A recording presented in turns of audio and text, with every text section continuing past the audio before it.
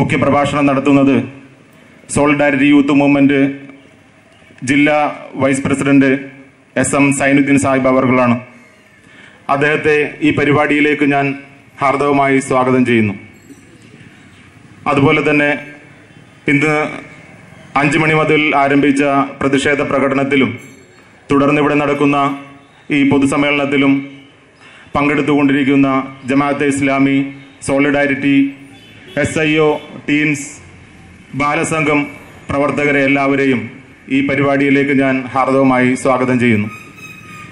ഈ പരിപാടി വീക്ഷിച്ചുകൊണ്ടിരിക്കുന്ന നല്ലവരായ എല്ലാ നാട്ടുകാരെയും ഈ പരിപാടിയിലേക്ക് സഹർഷം സ്വാഗതം ചെയ്യുന്നു, ക്ഷണിക്കുന്നു.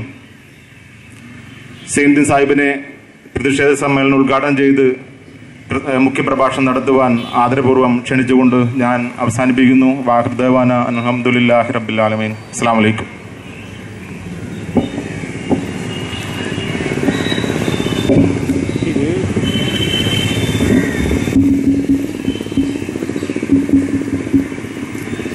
السلام عليكم ورحمة الله. الحمد لله رب العالمين والعاقبة للمتقين ولا عدوان إلا على الظالمين. الصلاة والسلام على سيد المرسلين وعلى جميع الأنبياء والشهداء والصديقين والصالحين ومن تبعهم بإحسان إلى يوم الدين. ബഹുമാന്യനായ അധ്യക്ഷൻ, ഈ പ്രതിഷേധ സംഗമത്തിൽ പങ്കെടുത്തുകൊണ്ടിരിക്കുന്ന മാന്യ സഹോദരങ്ങളെ, സുഹൃത്തുക്കളെ, ജഗന്നിയന്താവായ സർവശക്തൻ്റെ കാരുണ്യവും സമാധാനവും ലോകമെങ്ങും മർദ്ദിക്കപ്പെട്ടുകൊണ്ടിരിക്കുന്ന, അടിച്ചമർത്തപ്പെട്ടുകൊണ്ടിരിക്കുന്ന മുഴുവൻ ജനവിഭാഗങ്ങളുടെ മേലും സദാ ഉണ്ടാകുമാറാകട്ടെ എന്ന് ആദ്യമായി പ്രാർത്ഥിക്കുകയാണ്. ലോകം കഴിഞ്ഞ 2 ആഴ്ചകളിലായി ദുരിതപൂർണമായ ഒരു ജനതയുടെ മരണതുല്യമായ ജീവിതത്തിൻ്റെ സാക്ഷികളായി ജീവിച്ചുകൊണ്ടിരിക്കുകയാണ്. ലോകത്തെവിടെയെങ്കിലും തുറന്നു വയ്ക്കപ്പെട്ട ജയിലുണ്ട് എങ്കിൽ അത് ഗസയാണ് എന്ന് പറയാൻ കഴിയുമാറ് വളരെ കുറഞ്ഞ ഭൂവിസ്തൃതിയുള്ള ഒരു നാട്, അവിടുത്തെ ജനസംഖ്യ കേവലം 17 ലക്ഷം മാത്രമാണ്. ലോകത്തിലെ ഏറ്റവും വലിയ സൈനിക സാമ്പത്തിക ശക്തി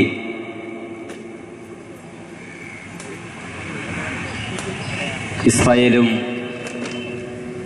അമേരിക്കയും ചേർന്നുകൊണ്ട്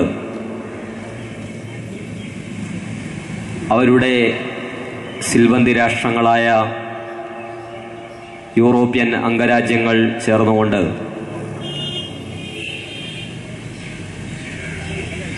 ഐക്യരാഷ്ട്ര സഭയുടെ പിന്തുണയോടുകൂടി കഴിഞ്ഞ 6.5 പതിറ്റാണ്ടിലേറെയായി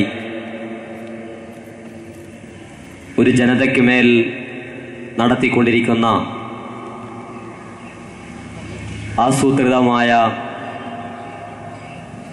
ആക്രമണത്തിൻ്റെ ഏറ്റവും തീക്ഷ്ണമായ നിമിഷങ്ങളിലൂടെയാണ് ഇന്ന് ഗസ കടന്നുപോയിക്കൊണ്ടിരിക്കുന്നത്. ഈ നവംബർ 14 തുടങ്ങിയ ഇസ്രായേലിൻ്റെ ഭീകര ആക്രമണത്തിന് വിധേയമായി നൂറുകണക്കിന് പിഞ്ചു കുഞ്ഞുങ്ങൾ കൊല ചെയ്യപ്പെടുകയും നിരവധി കെട്ടിടങ്ങൾ തകർന്ന് തരിപ്പണമായി പോവുകയും അനേകം മനുഷ്യർ ജീവച്ഛവമായി തീരുകയും ചെയ്യുന്ന കിരാതമായ ദൃശ്യങ്ങൾ വാർത്താ മാധ്യമങ്ങളിലൂടെയും സോഷ്യൽ നെറ്റ്വർക്കുകളിലൂടെയും ലോക മനസാക്ഷിയെ ഞെട്ടിപ്പിക്കുന്ന വണ്ണം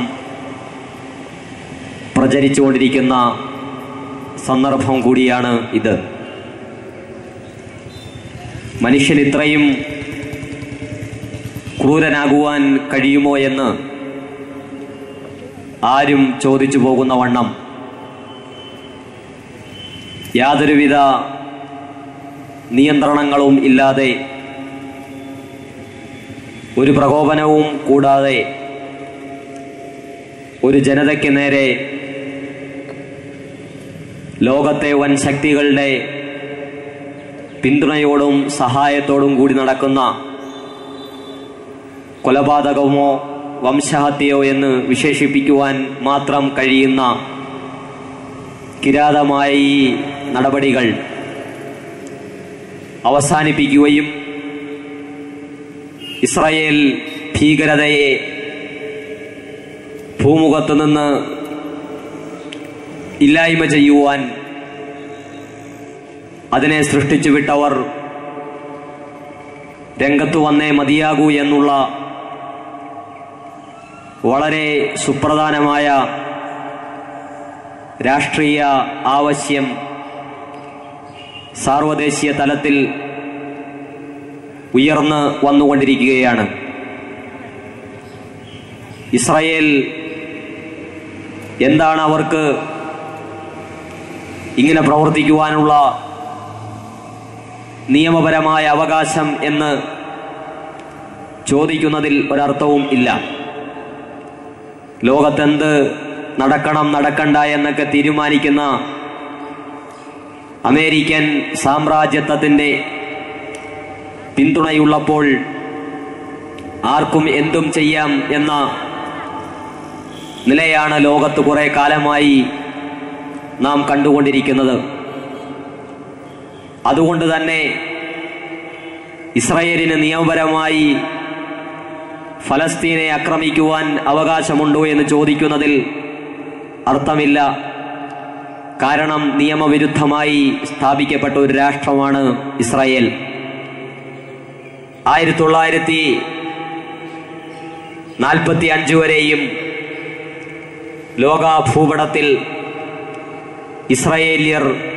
ഇസ്രായേൽ എന്ന ഒരു രാഷ്ട്രം ഉണ്ടായിരുന്നില്ല. 1903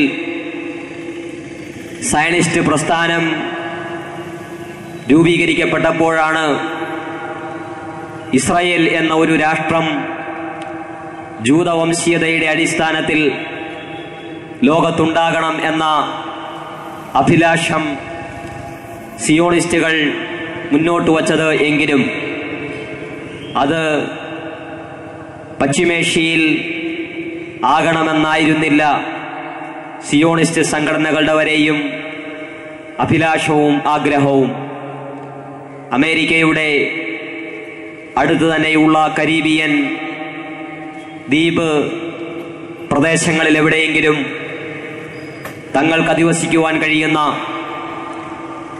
ഒരു ഭൂപ്രദേശം വേണം എന്നായിരുന്നു അവരുടെ ആവശ്യം. ചരിത്രത്തിൻ്റെ വ്യത്യസ്തങ്ങളായ സന്ദർഭങ്ങളിൽ രാഷ്ട്രീയവും മതപരവുമായ വിവിധങ്ങളായ കാരണങ്ങൾ കൊണ്ട് ലോകത്തിന്റെ വ്യത്യസ്ത ഭൂപ്രദേശങ്ങളിലേക്ക് ചിന്നിച്ചിതറപ്പെട്ട ഇസ്രായേല്യരെ ഏകോപിപ്പിക്കുവാൻ വേണ്ടിയിട്ടും അവർക്കെതിരെ പല കോണുകളിൽ നിന്നും ഉയർന്നു വരുന്ന ഉന്മൂലന ശ്രമങ്ങൾക്കെതിരായ മതവികാരം ഉയർത്തിവിട്ടുകൊണ്ട് ഒരു രാഷ്ട്രീയ പ്രക്ഷോഭം സംഘടിപ്പിക്കുവാനോ അല്ലെങ്കിൽ തങ്ങളുടേതായ ഒരു രാഷ്ട്രം നിലവിൽ വരണം എന്ന അഭിലാഷത്തിന്റെയോ അടിസ്ഥാനത്തിൽ രൂപീകരിക്കപ്പെട്ടതായിരുന്നു സയനിസം. അത് മുന്നോട്ട് വച്ച കാഴ്ചപ്പാടാണ് ഇസ്രായേൽ രാഷ്ട്രം എന്നത് ചരിത്രമാണ്. പക്ഷേ വിധിവൈപരീത്യം എന്ന് പറയട്ടെ, യൂറോപ്പിന്റെ അമേരിക്കയുടെ തലവേദനയായി ഒരു രാഷ്ട്രം തങ്ങൾക്കിടയിൽ ഉണ്ടാകാൻ പാടില്ല എന്നും പശ്ചിമേഷ്യയിൽ രാഷ്ട്രീയമായി നിരന്തരമായ ഇടപെടലുകൾക്ക് സഹായകമായ വണ്ണം അതിന്റെ ഏറ്റവും തന്ത്രപ്രധാനമായ സ്ഥാനത്ത് തന്നെ ഇസ്രായേൽ രാഷ്ട്രം രൂപീകരിക്കണം എന്നുമുള്ളത് ബ്രിട്ടീഷ് സാമ്രാജ്യ ശക്തികളുടെ, കോളനി ശക്തികളുടെ ആഗ്രഹമായിരുന്നു, അഭിലാഷമായിരുന്നു എന്ന് നമുക്ക് കാണാൻ കഴിയും. ആ അടിസ്ഥാനത്തിലാണ് 1917 ബ്രിട്ടീഷ് പ്രഭുവായിരുന്ന ബാൽഫർ പ്രഭു ബ്രിട്ടീഷ് പാർലമെന്റിൽ ഇസ്രായേൽ രാഷ്ട്രം ഫലസ്തീനിൽ സ്ഥാപിക്കപ്പെടണം എന്ന സാമ്രാജ്യത്വ പദ്ധതി ആദ്യമായി മുന്നോട്ട് വച്ചത്. പക്ഷെ അന്ന് സാർവദേശീയ തലത്തിൽ അതിനെതിരായ ശക്തമായ പ്രക്ഷോഭം ഉയർന്നു വന്നു. നമ്മുടെ രാജ്യം അന്ന് സ്വാതന്ത്ര്യം പ്രാപിച്ചിരുന്നില്ല. സ്വാതന്ത്ര്യ സമരം ശക്തിയാർജിച്ചുകൊണ്ടിരുന്ന സന്ദർഭത്തിൽ ഇന്ത്യയുടെ രാഷ്ട്രപിതാവായിരുന്ന മഹാത്മജി ഈ രാഷ്ട്രീയ വിഷയത്തിൽ ഇടപെട്ടുകൊണ്ട് അന്ന് നടത്തിയ ധീരോദാത്തമായ ഒരു പ്രഖ്യാപനമുണ്ട്. ഇംഗ്ലണ്ട് ഇംഗ്ലീഷുകാർ എന്നതുപോലെ, ഫ്രാൻസ് ഫ്രഞ്ചുകാർക്ക് എന്നതുപോലെ, ഇന്ത്യ ഇന്ത്യക്കാർക്ക് എന്നതുപോലെ ഫലസ്തീൻ അറബികൾക്ക് അവകാശപ്പെട്ട മണ്ണാണ്. ജൂതന്മാരെ അവിടെ കുടിയിരുത്തുവാൻ ഒരു നിലയ്ക്കും നമുക്ക് അനുവദിക്കുവാൻ കഴിയുകയില്ല. ആത്മാഭിമാനബോധമുള്ള അറബികളുടെ ചുമലിൽ ജൂതന്മാരെ അടിച്ചേൽപ്പിക്കുന്നത് നാം അവരോട് ചെയ്യുന്ന ഏറ്റവും വലിയ ചതിയും ക്രൂരതയും ആയിരിക്കുമെന്ന് മഹാത്മജി ഈ സന്ദർഭത്തിൽ ഇസ്രായേൽ പ്രശ്നത്തിൽ ഇടപെട്ടുകൊണ്ട് അദ്ദേഹത്തിന്റെ സുചിന്തിതമായ അഭിപ്രായം ലോകത്തെ അറിയിക്കുകയുണ്ടായി. ഇന്ദിരാഗാന്ധിയുടെ ഭരണകാലഘട്ടം വരെയും ഇസ്രായേലുമായി ബന്ധപ്പെട്ടുകൊണ്ടുള്ള നമ്മുടെ രാജ്യത്തിന്റെ വിദേശ നയം ഗാന്ധിയുടെ ഈ കാഴ്ചപ്പാടിനെ അടിസ്ഥാനപ്പെടുത്തിക്കൊണ്ടായിരുന്നു. ഫലസ്തീൻ ജനതയുടെ മേൽ ഇസ്രായേൽ നടത്തിക്കൊണ്ടിരിക്കുന്ന ക്രൂരമായ അധിനിവേശത്തെയും ഏകപക്ഷീയമായ വംശഹത്യയെയും പ്രകോപനരഹിതമായ കൊലപാതകത്തെയും നമ്മൾ അപലപിക്കുകയും മർദ്ദിതരായ ഫലസ്തീനികളോടൊപ്പം നാം അന്താരാഷ്ട്ര വേദികളിൽ നിലകൊള്ളുകയും ചെയ്ത പാരമ്പര്യമായിരുന്നു നമ്മുടെ രാജ്യത്തിനുണ്ടായിരുന്നത്.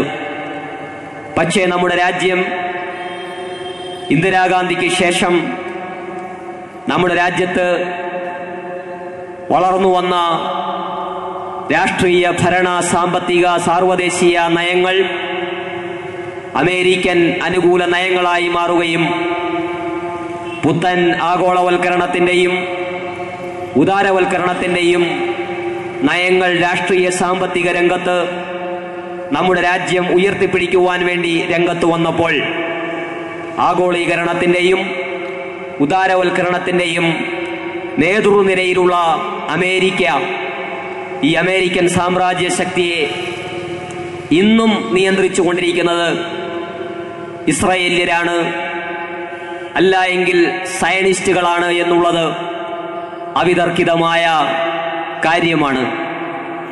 റിപ്പബ്ലിക്കൻ സ്ഥാനാർത്ഥികൾ അധികാരത്തിൽ വന്നാലും ഡെമോക്രാറ്റിക്കുകൾ അധികാരത്തിൽ വന്നാലും മേഖലയിൽ നടപ്പിലാക്കപ്പെടുന്നത് സയനിസ്റ്റ് താൽപര്യങ്ങളായിരിക്കും എന്നുള്ളത് പകൽ വെളിച്ചം പോലെ യാഥാർത്ഥ്യമായ ഒരു കാര്യമാണ്. അതിന് കൂടുതൽ തെളിവുകൾ ഉദ്ധരിക്കേണ്ട ആവശ്യം ഇല്ല. അമേരിക്ക വിദേശ രാജ്യങ്ങൾക്ക് നൽകുന്ന സാമ്പത്തിക സഹായങ്ങളുടെ 10% 87 ലക്ഷം മാത്രം വരുന്ന 78 ലക്ഷം മാത്രം വരുന്ന ഇസ്രായേൽ എന്ന രാഷ്ട്രത്തിലെ ജനങ്ങൾക്കു വേണ്ടിയാണ്, അവരുടെ സായുധമായ ആവശ്യങ്ങൾ നിറവേറ്റാൻ വേണ്ടിയാണ് എന്നുള്ളതാണ് ഞെട്ടിപ്പിക്കുന്ന ഏറ്റവും വലിയ വസ്തുത. അമേരിക്കയിലെ ഒരു സ്റ്റേറ്റിൽ മാത്രം ഉള്ള, അവിടുത്തെ ഏറ്റവും ജനസംഖ്യ കുറഞ്ഞ സ്റ്റേറ്റാണ്. അവിടെയുള്ള സ്റ്റേറ്റിൽ ആകെ ജനസംഖ്യ 87 ലക്ഷമാണ്. ഇസ്രായേലിലുള്ളത് 78 ലക്ഷം ജനങ്ങൾ. അതുപോലെ തന്നെ അമേരിക്കയുടെ ചുറ്റുവട്ടത്തുമുള്ള കരീബിയൻ രാഷ്ട്രങ്ങൾ, ആഫ്രിക്കൻ രാഷ്ട്രങ്ങൾ, 100 കോടിയോളം വരുന്ന ലാറ്റിൻ അമേരിക്കയിലെ ജനങ്ങൾ, ഇവർക്കൊക്കെ വേണ്ടി നൽകുന്ന സഹായത്തിന്റെ എത്രയോ ഇരട്ടിയാണ് അമേരിക്ക ഇസ്രായേൽ എന്ന ഈ ജാര രാഷ്ട്രത്തിനു വേണ്ടി വർഷം പ്രതി നൽകിക്കൊണ്ടിരിക്കുന്നത് എന്ന് ഇപ്പോഴും അത് അനുസ്യൂതം തുടർന്നുകൊണ്ടിരിക്കുകയാണ്. അപ്പം നിയമവിരുദ്ധമായി സ്ഥാപിക്കപ്പെട്ട, ജനാധിപത്യ മര്യാദകൾ പാലിക്കാതെ രൂപീകരിക്കപ്പെട്ട ഒന്നാം ലോക യുദ്ധാനന്തരം യുദ്ധത്തിൽ പടിഞ്ഞാറൻ സാമ്രാജ്യ ശക്തികൾക്ക് സാമ്പത്തിക സഹായം ചെയ്തു കൊടുത്തു എന്ന ഒരൊറ്റ കാരണത്താൽ അതിന്റെ കൃതജ്ഞത എന്ന വണ്ണമാണ് ജൂതന്മാർക്ക് ഫലസ്തീനിൽ ഒരു രാഷ്ട്രം സ്ഥാപിക്കുവാനുള്ള അവകാശം സാമ്രാജ്യ ശക്തികൾ, ബ്രിട്ടീഷുകാർ ഇസ്രായേല്യർക്ക്, ജൂതന്മാർക്ക്, സയനിസ്റ്റുകൾക്ക് അനുവദിച്ചു കൊടുത്തത് എന്നുള്ളത് ചരിത്രപരമായ വസ്തുതയാണ്. ഈ ഒരവസ്ഥയിലേക്ക് ഫലസ്തീൻ എത്തപ്പെട്ടതിന് വേറെയും ഒരുപാട് ചരിത്ര വസ്തുതകൾ ഉണ്ട്.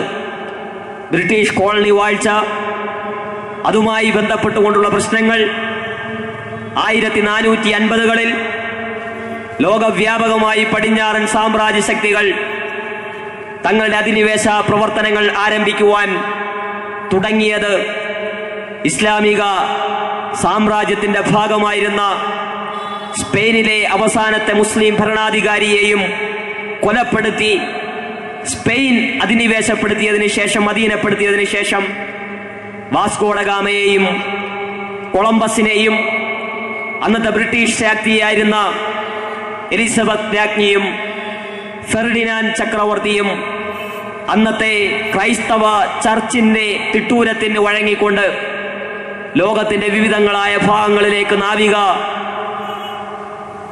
വിഭാഗങ്ങളെ അയക്കുകയുണ്ടായി. അങ്ങനെ വന്ന 2 കടൽ സൈനികന്മാരുടെ തലവന്മാരാണ് ഈ വാസ്കോ ഡ ഗാമയും കൊളംബസും എന്ന് പറയുന്നത്.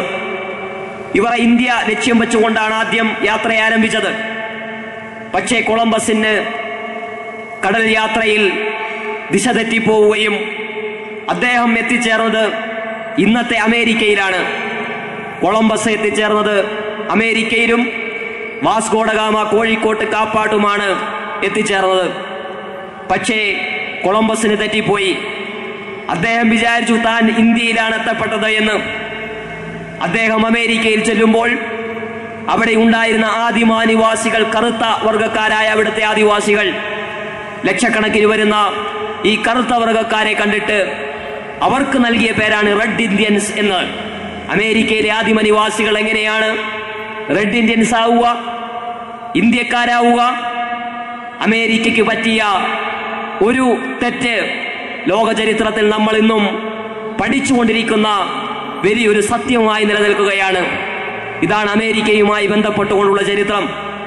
അങ്ങനെ അവിടെയുള്ള ആദിമ നിവാസികളെ മുഴുവനും കൊല ചെയ്തതിന് ശേഷം അവരുടെ ശവകുടീരങ്ങൾക്ക് മുകളിൽ ഇംഗ്ലണ്ടിൽ നിന്നും കൊണ്ടുവന്ന സായിപ്പന്മാരാൽ നിർമ്മിക്കപ്പെട്ട രാഷ്ട്രമാണ്, പ്രിയമുള്ള സുഹൃത്തുക്കളെ, ഈ അമേരിക്കൻ ഐക്യനാടുകൾ എന്നറിയപ്പെടുന്ന USA, അമേരിക്ക എന്ന ഈ രാഷ്ട്രം.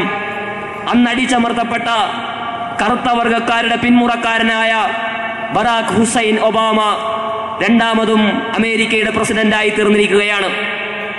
ഈ ബറാക് ഹുസൈൻ ഒബാമ അധികാരത്തിൽ വന്നപ്പോൾ പോലും അവിടുത്തെ കറുത്ത വർഗക്കാർക്ക് സമനീതി, ജനാധിപത്യപരമായ അവകാശങ്ങൾ, തുല്യത അനുഭവിക്കുവാൻ കഴിഞ്ഞിട്ടില്ല എന്നും പൊതു ഇടങ്ങളിൽ അവർ നിന്ദിക്കപ്പെടുന്ന പ്രവണത നിരന്തരമായി വർദ്ധിച്ചു വരികയാണ് എന്നും അദ്ദേഹത്തിന്റെ തെരഞ്ഞെടുപ്പ് കാലഘട്ടത്തിൽ റോംനിയുമായിട്ടുള്ള നിരന്തരമായ 3 സംവാദങ്ങളുണ്ട്. അമേരിക്കൻ പ്രസിഡന്റിനെ തെരഞ്ഞെടുക്കുമ്പോൾ ഇത്തരം സംവാദങ്ങൾ അതിന്റെ ശക്തമായ ജനാധിപത്യ പ്രക്രിയയിൽ സ്വാധീനം ചെലുത്തുന്ന സംവാദങ്ങളാണ്. ഈ 3 സംവാദങ്ങളിൽ അമേരിക്കൻ പ്രസിഡന്റ് ബറാക് ഒബാമ റോംനിയുടെ മുമ്പിൽ തോറ്റുപോയ സംവാദങ്ങളിൽ അദ്ദേഹം തോറ്റുപോകുവാൻ കാരണമായി തീർന്ന മുഖ്യ വിഷയങ്ങളിൽ ഒന്ന് അമേരിക്കയുടെ വിദേശ നയവുമായി ബന്ധപ്പെട്ടുകൊണ്ടുള്ള നിലപാടുകളും അവിടുത്തെ കറുത്ത വർഗക്കാർ അഭിമുഖീകരിച്ചുകൊണ്ടിരിക്കുന്ന അവഗണനയുമായി ബന്ധപ്പെട്ടുകൊണ്ടുള്ളതായിരുന്നു. അപ്പൊ ഇസ്രായേലിന്റെയും അമേരിക്കയുടെയും ഈ സാമ്യത, യഥാർത്ഥത്തിൽ ഈ അമേരിക്ക എന്തുകൊണ്ട് ഇസ്രായേലിനെ ഇപ്പോൾ പിന്തുണയ്ക്കുന്നു? അല്ലെങ്കിൽ ബ്രിട്ടീഷുകാർ സ്ഥാപിച്ച ഒരു രാഷ്ട്രത്തെ അമേരിക്ക ഇപ്പോൾ പിന്തുണയ്ക്കേണ്ട യാതൊരു കാര്യവുമില്ല. ബ്രിട്ടീഷുകാർ തുടങ്ങിയ ഈ കൊള്ളരുതായ്മയ്ക്ക് കൂട്ടുനിൽക്കേണ്ടത് തങ്ങൾക്ക് രാഷ്ട്രീയപരമായ ബാധ്യതയല്ല എന്ന് പറഞ്ഞുകൊണ്ട് തന്ത്രപരമായ നിലപാട് സ്വീകരിക്കേണ്ട അമേരിക്ക എന്തുകൊണ്ട് ഇസ്രായേൽ എന്ന ഈ ഭാരം തങ്ങളുടെ ചുമലിൽ കയറ്റി വെച്ചുകൊണ്ട് ലോകത്തിന്റെ മുമ്പിൽ ഇസ്രായേൽ ചെയ്യുന്ന എല്ലാ ക്രൂരതകൾക്കും മറുപടി പറയുവാൻ അമേരിക്കൻ പ്രസിഡന്റുമാർ ബാധ്യസ്ഥരായി തീരുന്ന, അമേരിക്കൻ ജനത ബാധ്യസ്ഥമായി തീരുന്ന, ഇന്ന് ഇസ്രായേലിനെതിരെ ലോകമെങ്ങും ഉയർന്നു വരുന്ന എല്ലാ മുദ്രാവാക്യങ്ങളും യാങ്കി അമേരിക്കൻ സാമ്രാജ്യത്തിനെതിരായ മുദ്രാവാക്യമാണ്. ലോകത്തിന് ഉയർന്നു വന്നുകൊണ്ടിരിക്കുന്ന ഫലസ്തീൻ അനുകൂല മുദ്രാവാക്യങ്ങളെല്ലാം അമേരിക്കയുടെ രാഷ്ട്രീയത്തെ ശക്തമായി പിടിച്ചുലക്കുന്നതാണ്. അതുകൊണ്ട് ഇസ്രായേലിന്റെ ഭാവി എന്ന് പറയുന്നത് അമേരിക്കയുടെ ഭാവിയുമായി ബന്ധപ്പെട്ടുകൊണ്ടുള്ളതാണ്. ഇസ്രായേലിന്റെ തകർച്ച എന്ന് പറയുന്നത് അമേരിക്കയുടെ കൂടി സാമ്രാജ്യത്വത്തിന്റെ കൂടി തകർച്ചയുമായി ബന്ധപ്പെട്ടുകൊണ്ടുള്ളതാണ് എന്ന് ആനുഷംഗികമായി സൂചിപ്പിക്കുവാൻ ഞാൻ ആഗ്രഹിക്കുകയാണ്. കാരണം ലോകത്ത് വിദേശ വ്യാപാരത്തിൽ 78 ലക്ഷം മാത്രം പൗരന്മാരുള്ള ഇസ്രായേലിയരാണ്. ഇസ്രായേൽ എന്ന ജൂത രാഷ്ട്രമാണ് 44-ാം സ്ഥാനത്തുള്ളത്. ഈ ഇസ്രായേൽ രാഷ്ട്രം 44-ാം സ്ഥാനത്തും അവരുടെ യജമാനനായ അമേരിക്ക 155-ാം സ്ഥാനത്തുമാണെന്നുള്ളത്. അമേരിക്കൻ എക്കോണമിയെ നിയന്ത്രിച്ചുകൊണ്ടിരിക്കുന്നത്, അമേരിക്കൻ പൊളിറ്റിക്സിനെ നിയന്ത്രിച്ചുകൊണ്ടിരിക്കുന്നത്, അമേരിക്കയുടെ വിദേശ നയത്തെ രൂപവൽക്കരിച്ചുകൊണ്ടിരിക്കുന്നത്, അമേരിക്കയുടെ പശ്ചിമേഷ്യൻ നയത്തെ രൂപപ്പെടുത്തിയെടുക്കുന്നത്, അമേരിക്കയുടെ സാർവദേശീയ നയങ്ങളെ മുഴുവനും രൂപപ്പെടുത്തിയെടുക്കുന്നത് ഈ തുച്ഛം വരുന്ന സയനിസ്റ്റ് ലോബിയാണ് എന്ന്, കോർപ്പറേറ്റ് ലോബിയാണ് എന്നുള്ളത് പ്രിയമുള്ളവരെ നമുക്ക് മനസ്സിലാക്കുവാൻ കഴിയേണ്ട കാര്യമാണ്. എന്തുകൊണ്ട് അമേരിക്ക ഇസ്രായേലിനെ പിന്തുണയ്ക്കുന്നു? ഈ ചെയ്ത ക്രൂരകൃത്യങ്ങളെ എന്തുകൊണ്ട് അപലപിക്കുവാൻ തയ്യാറാകുന്നില്ല? കറുത്ത വർഗക്കാരന്റെ പ്രതിനിധിയായ ബറാക് ഹുസൈൻ ഒബാമ നവംബർ 14-ന് ശേഷം ഇസ്രായേലിന്റെ കിരാതമായ നടപടികളെ അപലപിച്ചില്ല എന്ന് മാത്രമല്ല, അതവർക്കതിനുള്ള അവകാശമുണ്ട്. സ്വന്തം രാജ്യത്തെ പൗരന്മാരെ സംരക്ഷിക്കുവാൻ, ഭീകരതയിൽ നിന്ന് സ്വന്തം രാജ്യത്തെ രക്ഷപ്പെടുത്തിയെടുക്കുവാൻ ഇസ്രായേലിന് അവകാശമുണ്ട് എന്നും ആ അവകാശം ജനാധിപത്യപരമാണ് എന്നും ആണ് അമേരിക്കൻ പ്രസിഡന്റ് ഈ സംഭവവുമായി ബന്ധപ്പെട്ടുകൊണ്ട് പുറത്തുവിട്ട പ്രസ്താവനകളിൽ നമുക്ക് വായിച്ചെടുക്കുവാൻ കഴിയുന്നത്. ഇതെന്ത് അവകാശമാണ്? ആരെയാണ് ഇവർ കൊന്നൊടുക്കിക്കൊണ്ടിരിക്കുന്നത്? ഇവരെ ആക്രമിച്ചത് ആരാണ്? ഗസയിലെ സാധാരണക്കാരായ മനുഷ്യർ, അവിടെ പിടഞ്ഞു വീഴുന്ന മനുഷ്യർ സൈനികരല്ല, സാധാരണ സിവിലിയന്മാരാണ് അവിടെ കൊല്ലപ്പെടുന്നത്. ചെറിയ നവജാത ശിശുക്കളടക്കം 5 വയസ്സിന് താഴെയുള്ള പിഞ്ചുമക്കൾ ശിരസ് പൊട്ടിത്തെറിക്കപ്പെട്ട, കരചരണങ്ങൾ അറുത്തുമാറ്റപ്പെട്ട, ഷെല്ലാക്രമണത്തിൽ, മിസൈലാക്രമണത്തിൽ, ബുൾഡൌസറുകളുടെ വെടിയേറ്റ് മാരകമായ മർദ്ദനങ്ങൾക്കിരയായി ഫേസ്ബുക്കുകളിലൂടെ വന്നുകൊണ്ടിരിക്കുന്ന ചിത്രങ്ങൾ നമ്മുടെ കരൾ അലിയിപ്പിക്കുന്നതാണ്. കരളുള്ളവർക്ക്, മനസാക്ഷി ഉള്ളവരെ ഞെട്ടിപ്പിക്കുന്നവരാണ്. അങ്ങനെയുള്ളവർക്ക് പ്രിയമുള്ള സുഹൃത്തുക്കളെ, ആ രീതിയിൽ ഒരു ജനതയെ മുഴുവനും ഇങ്ങനെ കൊല്ലുവാൻ എന്താണ് ഇപ്പോൾ ഉണ്ടായ പ്രകോപനം എന്ന് പ്രിയമുള്ളവർ നമ്മൾ ചോദിക്കേണ്ടത് വളരെ അത്യാവശ്യമായി തീർന്നിരിക്കുകയാണ്. ആരാണ് ഇസ്രായേലിനെ ആക്രമിച്ചത്? എന്ത് പ്രകോപനത്തിന്റെ പേരിലാണ് ഇസ്രായേൽ ഈ ആക്രമണങ്ങളൊക്കെ അഴിച്ചുവിട്ടത്? 500ഓളം വരുന്ന നിരപരാധികൾ കൊല്ലപ്പെട്ടു ഇതുവരെയും.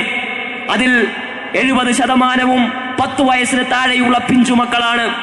ലോകത്തെ പറ്റി ഒന്നും അറിയാത്ത, രാഷ്ട്രീയത്തെ പറ്റി അറിയാത്ത, ഇസ്രായേൽ എന്ന ഒരു ഭീകര രാഷ്ട്രം ലോകത്തുണ്ടോ എന്ന് പോലും അറിയാത്ത, തങ്ങളെ ഭരിക്കുന്നത്, തങ്ങൾ ജീവിക്കുന്നത് ഗസ എന്ന തെരുവിലാണ് എന്ന് പോലും അറിയാത്ത പാവപ്പെട്ട പിഞ്ചു കുഞ്ഞുങ്ങളാണ് ഇസ്രായേലിന്റെ ഭീകരമായ ആക്രമണത്തിന് വിധേയമായിക്കൊണ്ട്, ജൂത ഭീകരതയ്ക്കിരയായിക്കൊണ്ട് എല്ലാ ദിവസവും കൊന്നൊടുക്കപ്പെട്ടിട്ടുള്ളത്. 1948 തുടങ്ങിയ ആക്രമണമാണിത്. നിലക്കാത്ത കൊലപാതകമാണിത്. ലോകത്തേതെങ്കിലും രാജ്യത്ത് ഇങ്ങനെ എല്ലാ ദിവസവും കൊലപാതകം നടക്കുന്നുണ്ട് എങ്കിൽ അത് ഫലസ്തീനിൽ മാത്രമാണ് എന്നും, എല്ലാ ദിവസവും ലോകത്തേതെങ്കിലും രാഷ്ട്രത്തെ ആക്രമിക്കുന്ന ഒരു രാഷ്ട്രം ഉണ്ട് എങ്കിൽ അത് ഇസ്രായേലാണ് എന്നും ഈ സന്ദർഭത്തിൽ നമ്മൾ ഓർക്കേണ്ടതുണ്ട്.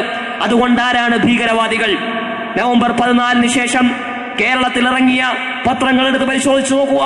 മലയാള മനോരമ, സുപ്രഭാതത്തിന്റെ പത്രം, ആ പത്രത്തിൽ എഴുതിയിരിക്കുന്നത് നവംബർ 15 മലയാള മനോരമ എടുത്ത് വായിച്ചു നോക്കുമ്പോൾ ഗസയിലെ ഭീകരവാദികളുടെ ആക്രമണത്തിൽ 3 ഇസ്രായേൽ ഭടന്മാർ കൊല്ലപ്പെട്ടു. അതിന്റെ ഉള്ളിലെ വാർത്തയിൽ നമുക്ക് കാണുവാൻ കഴിയും, അന്നേ ദിവസം ഗസയിൽ 17 പിഞ്ചു കുഞ്ഞുങ്ങൾ ഇസ്രായേൽ ഭീകരന്മാരാൽ ആക്രമണത്തിനിരയായി കൊല്ലപ്പെട്ടു. അപ്പോൾ ഇസ്രായേലിന്റെ ഭീകരതയ്ക്കിരയായ ആ 17 പേരെക്കാൾ ഈ ഗസയിലെ തീവ്രവാദികൾ, ഹമാസ് എന്ന് പറയുന്ന തീവ്രവാദ പ്രസ്ഥാനം എന്നാണ് പറയുന്നത്. ഹമാസ് ഗസ ഭരിക്കുന്ന അവിടുത്തെ ഗവൺമെന്റ് നയിക്കുന്ന രാഷ്ട്രീയ കക്ഷിയാണ് നമ്മുടെ രാജ്യം ഭരിച്ചുകൊണ്ടിരിക്കുന്നത്. കോൺഗ്രസ് ആണ്. UPA മുഖ്യ കക്ഷിയാണ് കോൺഗ്രസ്. ഇന്ത്യൻ പട്ടാളം തൊട്ടയൽ രാജ്യവുമായി നടക്കുന്ന യുദ്ധത്തിൽ അവിടെയുള്ള ജനങ്ങളെ കൊല്ലുകയാണ് എങ്കിൽ, സൈന്യന്മാരെ കൊല്ലുകയാണ് എങ്കിൽ, കോൺഗ്രസ് ഭീകരവാദികൾ പാകിസ്ഥാൻ സൈനികരെ കൊന്നു എന്ന് മനോരമ എഴുതുമോ? എന്തിനാണ് ഇവർക്ക് ഇങ്ങനെ ധാർഷ്ട്യം? ഏഷ്യാനെറ്റിലൂടെ ഫ്ലാഷ് ന്യൂസ് പ്രസിദ്ധീകരിക്കപ്പെടുകയുണ്ടായി. പ്രിയമുള്ള സുഹൃത്തുക്കൾ, ഇവർക്ക് ഈ അർത്ഥത്തിൽ ധാർഷ്ട്യം എവിടെ നിന്നാണ് കിട്ടിയത്? ഇവർ എന്ത് ജനാധിപത്യത്തെയാണ് ഉൾക്കൊള്ളുന്നത്? ഈ കേരളത്തിൽ ഇരുന്നു വരെയും സൈനിസത്തിന് വേണ്ടി പേന ചലിപ്പിക്കുന്നവർ, പത്രം നടത്തുന്നവർ, ചാനൽ നടത്തുന്നവർ ആധുനിക മതേതര ജനാധിപത്യ സംസ്കാരത്തെ ഉൾക്കൊള്ളുവാൻ ഇന്നും തയ്യാറായിട്ടില്ല. മനോരമയ്ക്ക് വലിയ പാരമ്പര്യമുണ്ട്. അവർ പറയും തങ്ങൾ കോൺഗ്രസ് പാരമ്പര്യത്തിലുള്ള പ്രസ്ഥാനമാണ് എന്നാണ്. ഈ പത്രസ്ഥാപനം സ്വാതന്ത്ര്യ സമര കാലഘട്ടത്തിൽ ഉണ്ടായതാണ്. നിങ്ങൾക്ക് ഗാന്ധിജിയെ അറിയാമോ? ഗാന്ധി ഫലസ്തീൻ വിഷയത്തിൽ ഉയർത്തിപ്പിടിച്ച മാന്യമായ നിലപാടെങ്കിലും ഉയർത്തിപ്പിടിച്ചുകൊണ്ട് നിങ്ങൾക്ക് മൗനം സ്വീകരിക്കാമായിരുന്നു. 3 ഇസ്രായേൽ ഭടന്മാർ കൊല്ലപ്പെട്ടു എന്ന് നിങ്ങൾക്ക് വാർത്ത കൊടുക്കാം.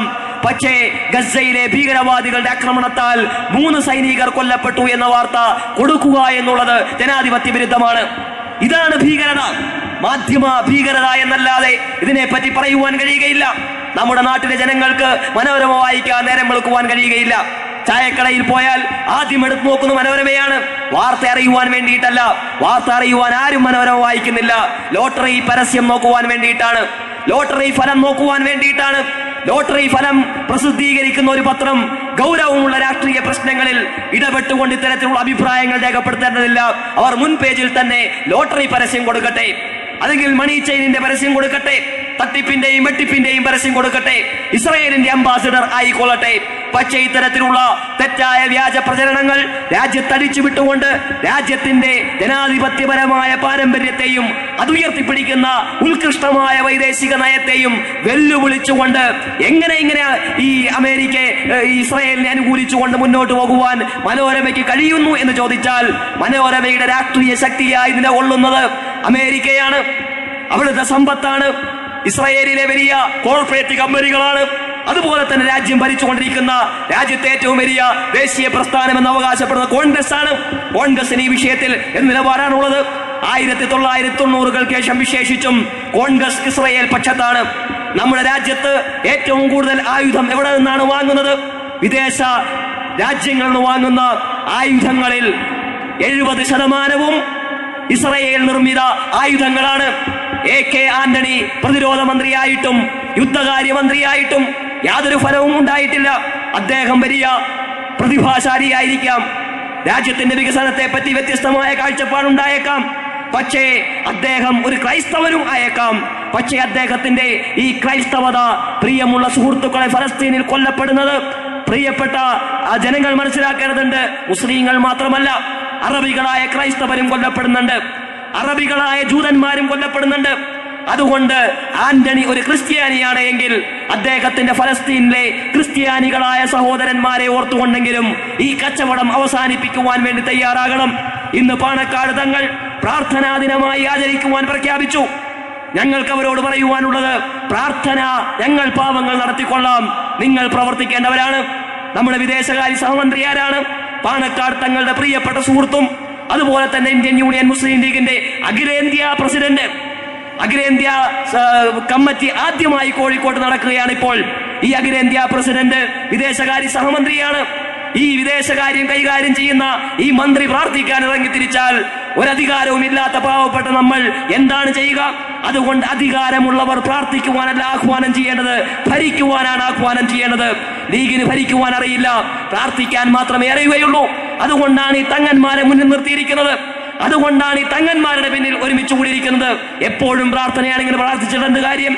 ലോകത്ത് പ്രാർത്ഥന കൊണ്ട് ഒരു ജനത നന്നാകുമായിരുന്നുവെങ്കിൽ അത് ഫലസ്തീനികളാകുമായിരുന്നു. കാരണം കഴിഞ്ഞ 65 വർഷങ്ങളായി നിരന്തരമായി ഫലസ്തീനികൾക്ക് വേണ്ടി ലോകത്തെ 3 ഹറമുകളിലും നിരന്തരമായ പ്രാർത്ഥനകൾ നടന്നുകൊണ്ടിരിക്കുകയാണ്. എല്ലാ ജുമാ ദിവസവും അവർക്ക് വേണ്ടി പ്രാർത്ഥന, എല്ലാ സുബഹിയുടെ കുനൂത്തുകളിലും അവർക്ക് വേണ്ടി പ്രാർത്ഥന, അക്രമങ്ങൾ ഉണ്ടാകുമ്പോൾ പ്രത്യേക പ്രാർത്ഥന, എല്ലാ ഹജ്ജിലും അവർക്ക് വേണ്ടി പ്രാർത്ഥന, എല്ലാ അറഫ സമ്മേളനങ്ങളിലും അവർക്ക് വേണ്ടി പ്രാർത്ഥന, എല്ലാ റമദാനിലെ ഖുനൂത്തുകളിലും അവർക്ക് വേണ്ടി പ്രാർത്ഥന. ദൈവമേ, ഫലസ്തീനിലെ പാവപ്പെട്ട ഞങ്ങളുടെ സഹോദരങ്ങളെ നീ രക്ഷിക്കണമേ എന്ന് പ്രാർത്ഥിക്കുകയാണ്. ഈ പ്രാർത്ഥിച്ചുകൊണ്ടിരിക്കുന്ന അറബികൾക്ക് അവർക്ക് വേണ്ടി ഒന്നും ചെയ്യുവാൻ കഴിയുന്നില്ല. അതുകൊണ്ട് പാണക്കാട് തങ്ങളോടും മുസ്ലിം ലീഗിനോടും ഞങ്ങൾക്ക് പറയുവാനുള്ളത്, നിങ്ങൾ നിങ്ങളുടെ വിദേശകാര്യമന്ത്രിയെ, സഹമന്ത്രിയെ ഈ അഹമ്മദിനെ ഉപയോഗപ്പെടുത്തിക്കൊണ്ട് ഫലസ്തീന് അനുകൂലമായ ഒരു ഭരണ നിലപാട് വൈദേശിക തലത്തിൽ ഉയർത്തിക്കൊണ്ടുവരുവാനും അദ്ദേഹം ഉയർത്തിപ്പിടിക്കുന്ന മാന്യമായ പദവി ഇസ്രായേൽ വിരുദ്ധമായ ഫലസ്തീൻ അനുകൂലമായ രാഷ്ട്രീയ നിലപാടായ UPA-യുടെ വിദേശ നയത്തിൽ കാര്യമായ മാറ്റം ഉണ്ടാക്കിയെടുക്കുവാൻ അതിനുവേണ്ടിയാണ് നിങ്ങൾ പ്രാർത്ഥിക്കുന്നത് എങ്കിൽ നിങ്ങളുടെ പ്രാർത്ഥനാ സമ്മേളനത്തിൽ ഞങ്ങൾ വരാം. നമ്മുടെ രാജ്യത്തിന്റെ വിദേശ നയം മാറാൻ ദൈവമേ അനുഗ്രഹിക്കണമേ. ഈ അഹമ്മദിന് ബോധം കൊടുക്കണമേ, AK ആന്റണിക്ക് ബോധം കൊടുക്കണമേ. എന്തിനാണ് നമ്മെ കൊന്നു നില്ലുന്ന, നമ്മുടെ ജനതയെ നശിപ്പിച്ചുകൊണ്ടിരിക്കുന്ന ആധുനിക ലോകത്തിന്, ജനാധിപത്യ സമൂഹത്തിന് ഭീഷണിയായി ഉയർന്നുകൊണ്ടിരിക്കുന്ന ഇസ്രായേൽ എന്ന ഒരു കിരാത രാഷ്ട്രത്തിൽ നിന്ന് നമ്മുടെ രാജ്യം ഇങ്ങനെ കോടിക്കണക്കിന് ലക്ഷക്കണക്കിന് രൂപയുടെ നമ്മുടെ മൊത്തം ബഡ്ജറ്റിന്റെയും 60-70% തുക മാറ്റിവെക്കുന്നത്, രാഷ്ട്രത്തിന്റെ വരുമാനത്തിന്റെ പകുതിയിലധികം മാറ്റിവെക്കുന്നത് ഈ ആയുധങ്ങൾ വാങ്ങിക്കൂട്ടുവാൻ വേണ്ടിയിട്ടാണ്. ഈ ബ്രഹ്മോസ് എന്ന് പറയുന്ന തിരുവനന്തപുരത്തെ ഈ നിർദ്ദിഷ്ട പദ്ധതി VS അച്യുതാനന്ദൻ ഗവൺമെന്റും എളമരം കരീമും ഒക്കെ ആന്റണിയെ വല്ലാതെ സഹായിച്ചു എന്നാണ് പറയുന്നത്. ഈ ബ്രഹ്മോസ് എന്ന് പറയുന്ന ഈ ആയുധ ശേഖരണ ഫാക്ടറി അല്ലെങ്കിൽ സംവിധാനം എന്തിനു വേണ്ടിയിട്ടാണ്? ഇത് ഇസ്രായേലിന്റെ പദ്ധതിയാണ്. അതിന് ആന്റണിക്ക് വലിയ താല്പര്യമുണ്ട്, ഉമ്മൻചാണ്ടിക്ക് വലിയ താല്പര്യമില്ലായിരിക്കാം. അതെന്താണ് അതിന്റെ രാഷ്ട്രീയ? കുഞ്ഞാലിക്കുട്ടി മുസ്ലിം ആയതുകൊണ്ടാണ് ആ താല്പര്യം ഇല്ലാതെ പോയത് എന്നും എനിക്കറിയില്ല. പ്രിയമുള്ള സുഹൃത്തുക്കളെ, ഞങ്ങളെ സംബന്ധിച്ചിടത്തോളം ആന്റണിയുടെ ഈ അഹമ്മദിന്റെ വിദേശ നയവും ആന്റണിയുടെ പ്രതിരോധ നയവും നമ്മുടെ രാജ്യത്തെ പ്രതിരോധിക്കുവാനോ, നമ്മുടെ രാജ്യത്തിന്റെ ആത്മാഭിമാനം ഉയർത്തിപ്പിടിക്കുവാനോ, നമ്മുടെ രാജ്യത്തിന്റെ രക്ഷ മുൻനിർത്തിയോ അല്ല എന്നുള്ളത് 100ക്ക് 100 ഞങ്ങൾക്ക് ഉറപ്പുള്ള കാര്യമാണ്. കാരണം അതാണ് രാജ്യത്ത് നടന്നുകൊണ്ടിരിക്കുന്നത്. രാജ്യത്തിന്റെ സാമ്പത്തിക സ്ഥിതി നമ്മൾ പരിശോധിച്ച് നോക്കുക. ഏറ്റവും വലിയ പ്രതിരോധ സംവിധാനമാണ് നമ്മുടെ രാജ്യത്തിനുണ്ട് എന്നാണ് പറയുന്നത്. അമേരിക്ക കഴിഞ്ഞാൽ, ഇസ്രായേൽ കഴിഞ്ഞാൽ ലോകത്തിലെ ഏറ്റവും വലിയ സൈനിക ശക്തിയാണ് ഇന്ത്യ എന്നാണ് പറയുന്നത്. പക്ഷേ നമ്മുടെ രാജ്യത്ത് എന്താ നടക്കുന്നത്? എത്രയോ സ്ഫോടനങ്ങൾ പാർലമെന്റിന്റെ മുറ്റത്ത് സ്ഫോടനം നടക്കുന്നു. ഇന്ത്യയുടെ ക്യാപിറ്റൽ, എക്കണോമിക്കൽ ക്യാപിറ്റൽ എന്ന് പറയപ്പെടുന്ന മുംബൈ നഗരത്തിൽ ഭീകരാക്രമണം ഉണ്ടാകുന്നു. ആ ഭീകരാക്രമണത്തിൽ പങ്കെടുത്ത ഒരു പ്രതിയെ പോലും ശിക്ഷിക്കുവാൻ നമ്മുടെ രാജ്യത്തിന് കഴിഞ്ഞിട്ടില്ല. അജ്മൽ കസബിനെ ഇന്നലെ തൂക്കിക്കൊന്നു എന്നാണ് പറയുന്നത്. അജ്മൽ കസബിനെ എന്തുകൊണ്ട് മാധ്യമങ്ങൾക്ക് മുമ്പിൽ പ്രകടിപ്പിച്ചില്ല? ഒരു ഭീകരവാദിയെ പിടിച്ചാൽ അദ്ദേഹത്തെ അറബിക് തുപ്പായമിട്ടുകൊണ്ട്, തൊപ്പി ഇടിയിപ്പിച്ചുകൊണ്ട്, താടി നീട്ടി വളർത്തിക്കൊണ്ട് അദ്ദേഹത്തെ മാധ്യമങ്ങളുടെ മുമ്പിൽ പ്രചരിപ്പിക്കുന്ന ഈ ഗവൺമെന്റിനും അതുപോലെ തന്നെ ഇവിടുത്തെ പോലീസ് അന്വേഷണ ഉദ്യോഗസ്ഥന്മാർക്കും അജ്മൽ കസബിന്റെ ഒരു ചിത്രം പോലും നമ്മുടെ വാർത്താ മാധ്യമങ്ങളിലൂടെ പ്രസിദ്ധീകരിക്കുവാൻ കഴിഞ്ഞു. അദ്ദേഹം ഒരു തോക്കും പിടിച്ചുകൊണ്ട് നിൽക്കുന്ന ഏതോ സിനിമയിൽ നിന്നെടുത്ത ഫോട്ടോ അല്ലാതെ അജ്മൽ കസബാണ് എന്നുള്ളത് എന്താണ് തെളിവ്? അദ്ദേഹത്തെ തൂക്കിക്കൊല്ലുന്ന ഒരു ഫോട്ടോ, അദ്ദേഹം മരിച്ചു കിടക്കുന്ന ഒരു ഫോട്ടോ, സദ്ദാം ഹുസൈന്റെയും ഒസാമ ബിൻ ലാദന്റെയും ഒക്കെ ലോകത്തെ വലിയ ഭീകരവാദികളായിരുന്നല്ലോ അവരുടെ ഒക്കെ ചിത്രം പ്രസിദ്ധീകരിച്ചു അമേരിക്ക, ഇറാഖ് പ്രസിദ്ധീകരിച്ചു, ഭീകരവാദികളെയൊക്കെ പ്രസിദ്ധീകരിച്ചു. അഫ്സൽ ഗുരുവിന്റെ ചിത്രവും വീഡിയോയും ഒക്കെ ഉണ്ട്. എല്ലാവരും ഭീകരവാദികളുടെ ഒക്കെ ചിത്രമുണ്ട്. പക്ഷേ അജ്മൽ കസബിന്റെ ചിത്രം പ്രസിദ്ധീകരിക്കുവാൻ പാടില്ല. അതീവ രഹസ്യമായിട്ടാണ് പ്രധാനമന്ത്രി പറയുന്നത്. ഞാൻ പത്രദ്വാരയാണ് ഈ അജ്മൽ കസബിനെ തൂക്കിലേറ്റിയ വിവരം അറിയുന്നത്. ഒരു രാജ്യത്തെ പ്രധാനമന്ത്രിയുടെ സ്ഥിതി ഇതാണ്. ഞാൻ പത്രദ്വാരയാണ്, മാധ്യമങ്ങൾ വഴിയാണ്, ടിവിയിൽ ന്യൂസ് കണ്ടപ്പോഴാണ് അജ്മൽ കസബ് തൂക്കിലേറ്റപ്പെട്ടു എന്നറിയുന്നത്. അതീവ രഹസ്യമായിട്ട് തൂക്കിക്കൊല്ലുന്നു. രാജ്യത്തെ നീതിന്യായ ബോധമുള്ള ആളുകൾ, നിയമ വിചക്ഷണന്മാർ, ഇത് വ്യക്തിപരമായ എന്റെ അഭിപ്രായം മാത്രമല്ല, നിരവധി സംഭവങ്ങൾ അതിനുശേഷം സംവാദങ്ങൾ ഉണ്ടായി. അജ്മൽ കസബിനെ തൂക്കിക്കൊന്നത് ശരിയോ തെറ്റോ എന്നുള്ളതല്ല, അദ്ദേഹത്തെ തൂക്കിക്കൊന്നോ ഇല്ലയോ എന്നുള്ളതാണ് ചോദ്യം. കൊന്നു എങ്കിൽ തൂക്കിക്കൊന്ന ഒരു ഫോട്ടോ പ്രസിദ്ധീകരിക്കുക. സദ്ദാമിനെ കൊന്നു എന്നുള്ളത് നമുക്ക് വിശ്വസിക്കുവാൻ കഴിഞ്ഞത്, സദ്ദാം എന്നുള്ള ഒരാൾ ജീവിച്ചിരിക്കുന്നുണ്ട് എന്ന് വിശ്വസിക്കാൻ കഴിഞ്ഞത് അദ്ദേഹത്തെ തൂക്കിക്കൊന്നപ്പോഴാണ്. ഉസാമ ബിൻ ലാദൻ എന്ന വ്യക്തി ഉണ്ട് എന്ന് നമുക്ക് മനസ്സിലാക്കുവാൻ കഴിഞ്ഞത് അദ്ദേഹത്തെ തൂക്കി, അദ്ദേഹത്തെ വെടിവെച്ചു കൊന്ന ആ ഓപ്പറേഷന്റെ വീഡിയോ ചിത്രങ്ങളും അതുപോലെയുള്ള ചിത്രങ്ങളും അദ്ദേഹത്തിന് മൃതശരീരവും കണ്ടപ്പോഴാണ്. എന്തുകൊണ്ട് കസബിന്റെ മൃതശരീരം പുറത്തു കാണിക്കുന്നില്ല? അദ്ദേഹം അറസ്റ്റ് വരിക്കപ്പെട്ടതിന് ശേഷം വർഷങ്ങൾ കഴിഞ്ഞു, അദ്ദേഹത്തിന്റെ ഒരു ചിത്രവും പുറത്തേക്ക് വരുന്നില്ല. എന്താണ്, ഇത്രമാത്രം വലിയ മഹത്വമുള്ള വ്യക്തിയാണോ? 25 വയസ്സായ ഭ്രാന്തൻ ജൽപ്പനങ്ങൾ മാത്രം വച്ചു പുലർത്തുന്ന അദ്ദേഹത്തെ വിചാരണ ചെയ്ത സന്ദർഭത്തിൽ യഥാർത്ഥത്തിൽ മാനസിക ആരോഗ്യ കേന്ദ്രത്തിൽ കൊണ്ടുപോയി ചികിത്സിക്കേണ്ട ഒരു വ്യക്തിയെ തൂക്കിക്കൊല്ലുകയും, മാനസിക രോഗ ആശുപത്രിയിൽ കൊണ്ടുപോയി ചികിത്സിക്കേണ്ട വ്യക്തിയെ തൂക്കിക്കൊല്ലുകയും, മാനസിക രോഗമുള്ള ആളുകൾ രാജ്യം ഭരിച്ചുകൊണ്ടിരിക്കുകയും ചെയ്യുന്ന അതിഭീകരവും ഭയാനകവുമായ രംഗമാണ് നമ്മുടെ രാജ്യത്ത് കണ്ടുകൊണ്ടിരിക്കുന്നത്. അല്ലാതെ എന്താണ് ഇതൊക്കെ? ഭരണകൂടത്തിന്റെ നാടകങ്ങൾ. ഇതാർക്കു വേണ്ടിയിട്ടാണ്? കഴിഞ്ഞ UN സമ്മേളനത്തിൽ വധശിക്ഷ നിരോധിക്കണമെന്ന അഭിപ്രായം ലോകരാഷ്ട്രങ്ങൾ മുന്നോട്ട് വച്ചു. ഇത്രയും കാലം ഇന്ത്യയുടെയും അഭിപ്രായം അങ്ങനെ തന്നെയായിരുന്നു, വധശിക്ഷ നിരോധിക്കണം. ഇന്ത്യ പുരോഗമിച്ചുകൊണ്ടിരിക്കുകയായിരുന്നു. കാരണം ജനാധിപത്യ വിരുദ്ധമാണത്, പൗരാവകാശ വിരുദ്ധമാണത്, അത് പ്രാകൃതമാണ്. അങ്ങനെ പ്രാകൃതമാണ് എന്ന് പറഞ്ഞ അത് ആദ്യം നിരോധിച്ച അമേരിക്ക ഓക്ലഹോമ സ്ഫോടനത്തിൽ 40ഓളം വരുന്ന അമേരിക്കൻ പൗരന്മാരെ കൊന്നു എന്നതിന്റെ പേരിൽ ഒരാളെ പിടികൂടുകയും, തീവ്ര വലതുപക്ഷ ക്രൈസ്തവ ഭീകരവാദിയായിരുന്നു അദ്ദേഹത്തെ പിടികൂടി. ഈ വധശിക്ഷ ലോകത്ത് നിരോധിച്ച രാഷ്ട്രമാണ് അമേരിക്ക. പക്ഷേ ഈ ഭീകരവാദിയെ കൊല്ലാൻ വേണ്ടി ഗവൺമെന്റ് പാസാക്കി ഈ നിയമം. കൊല്ലണം, അദ്ദേഹത്തെ വിഷം കുത്തിവെച്ചു കൊന്നു. അങ്ങനെ കഴിഞ്ഞ UN സമ്മേളനത്തിൽ വധശിക്ഷ നിരോധിക്കണം എന്ന അഭിപ്രായം ഉയർന്നപ്പോൾ ഇന്ത്യ അതിനെ എതിർത്തു. എന്തിനാണ് എതിർത്തത്? ഇയാളെ കൊല്ലുവാൻ വേണ്ടിയിട്ടാണ്. ഇപ്പോഴെന്തിനാണ് കൊന്നത്? കൊന്ന വാർത്ത പ്രസിദ്ധീകരിച്ചതെന്ന് ചോദിച്ചാൽ ഇവിടുത്തെ എല്ലാ രാഷ്ട്രീയ പാർട്ടികളും അഴിമതിയിൽ കിടന്ന് കുളിക്കുകയാണ്.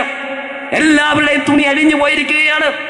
സോണിയാഗാന്ധിയുടെയും തുണി അഴിഞ്ഞു, ബ്രഹ്മോസ് വന്നപ്പോൾ ചാണ്ടിയുടെയും തുണി അഴിഞ്ഞു, എല്ലാവരും ഭദ്രന്റെ തുണി അഴിഞ്ഞു, റോബോട്ട് വധേരയുടെ, ഗഡ്കരിയുടെ, അങ്ങനെ വലിയ വലിയ പേരുകളുള്ള രാഷ്ട്രീയ സാമ്രാട്ടുമാരുടെ മുഴുവനും തുണി ഉരിഞ്ഞുകൊണ്ട് രാജ്യത്തെ മുഖ്യ ചർച്ച കോർപ്പറേറ്റുകളുടെ സ്വാധീനം, അവർ നടത്തിക്കൊണ്ടിരിക്കുന്ന കൊള്ളരുതായ്മകൾ, അവർ നടത്തിക്കൊണ്ടിരിക്കുന്ന അഴിമതികൾ, കെജ്രിവാൾ പുറത്തുവിട്ടുകൊണ്ടിരിക്കുന്ന ഓരോ പുതിയ പത്രസമ്മേളനങ്ങളിലെയും ഞെട്ടിപ്പിക്കുന്ന വാർത്തകൾ രാജ്യത്തെ മീഡിയകൾ നിരന്തരമായി ചർച്ച ചെയ്തുകൊണ്ടിരിക്കുകയാണ്. എല്ലാ ദിവസവും അന്തിസമയ ചർച്ച.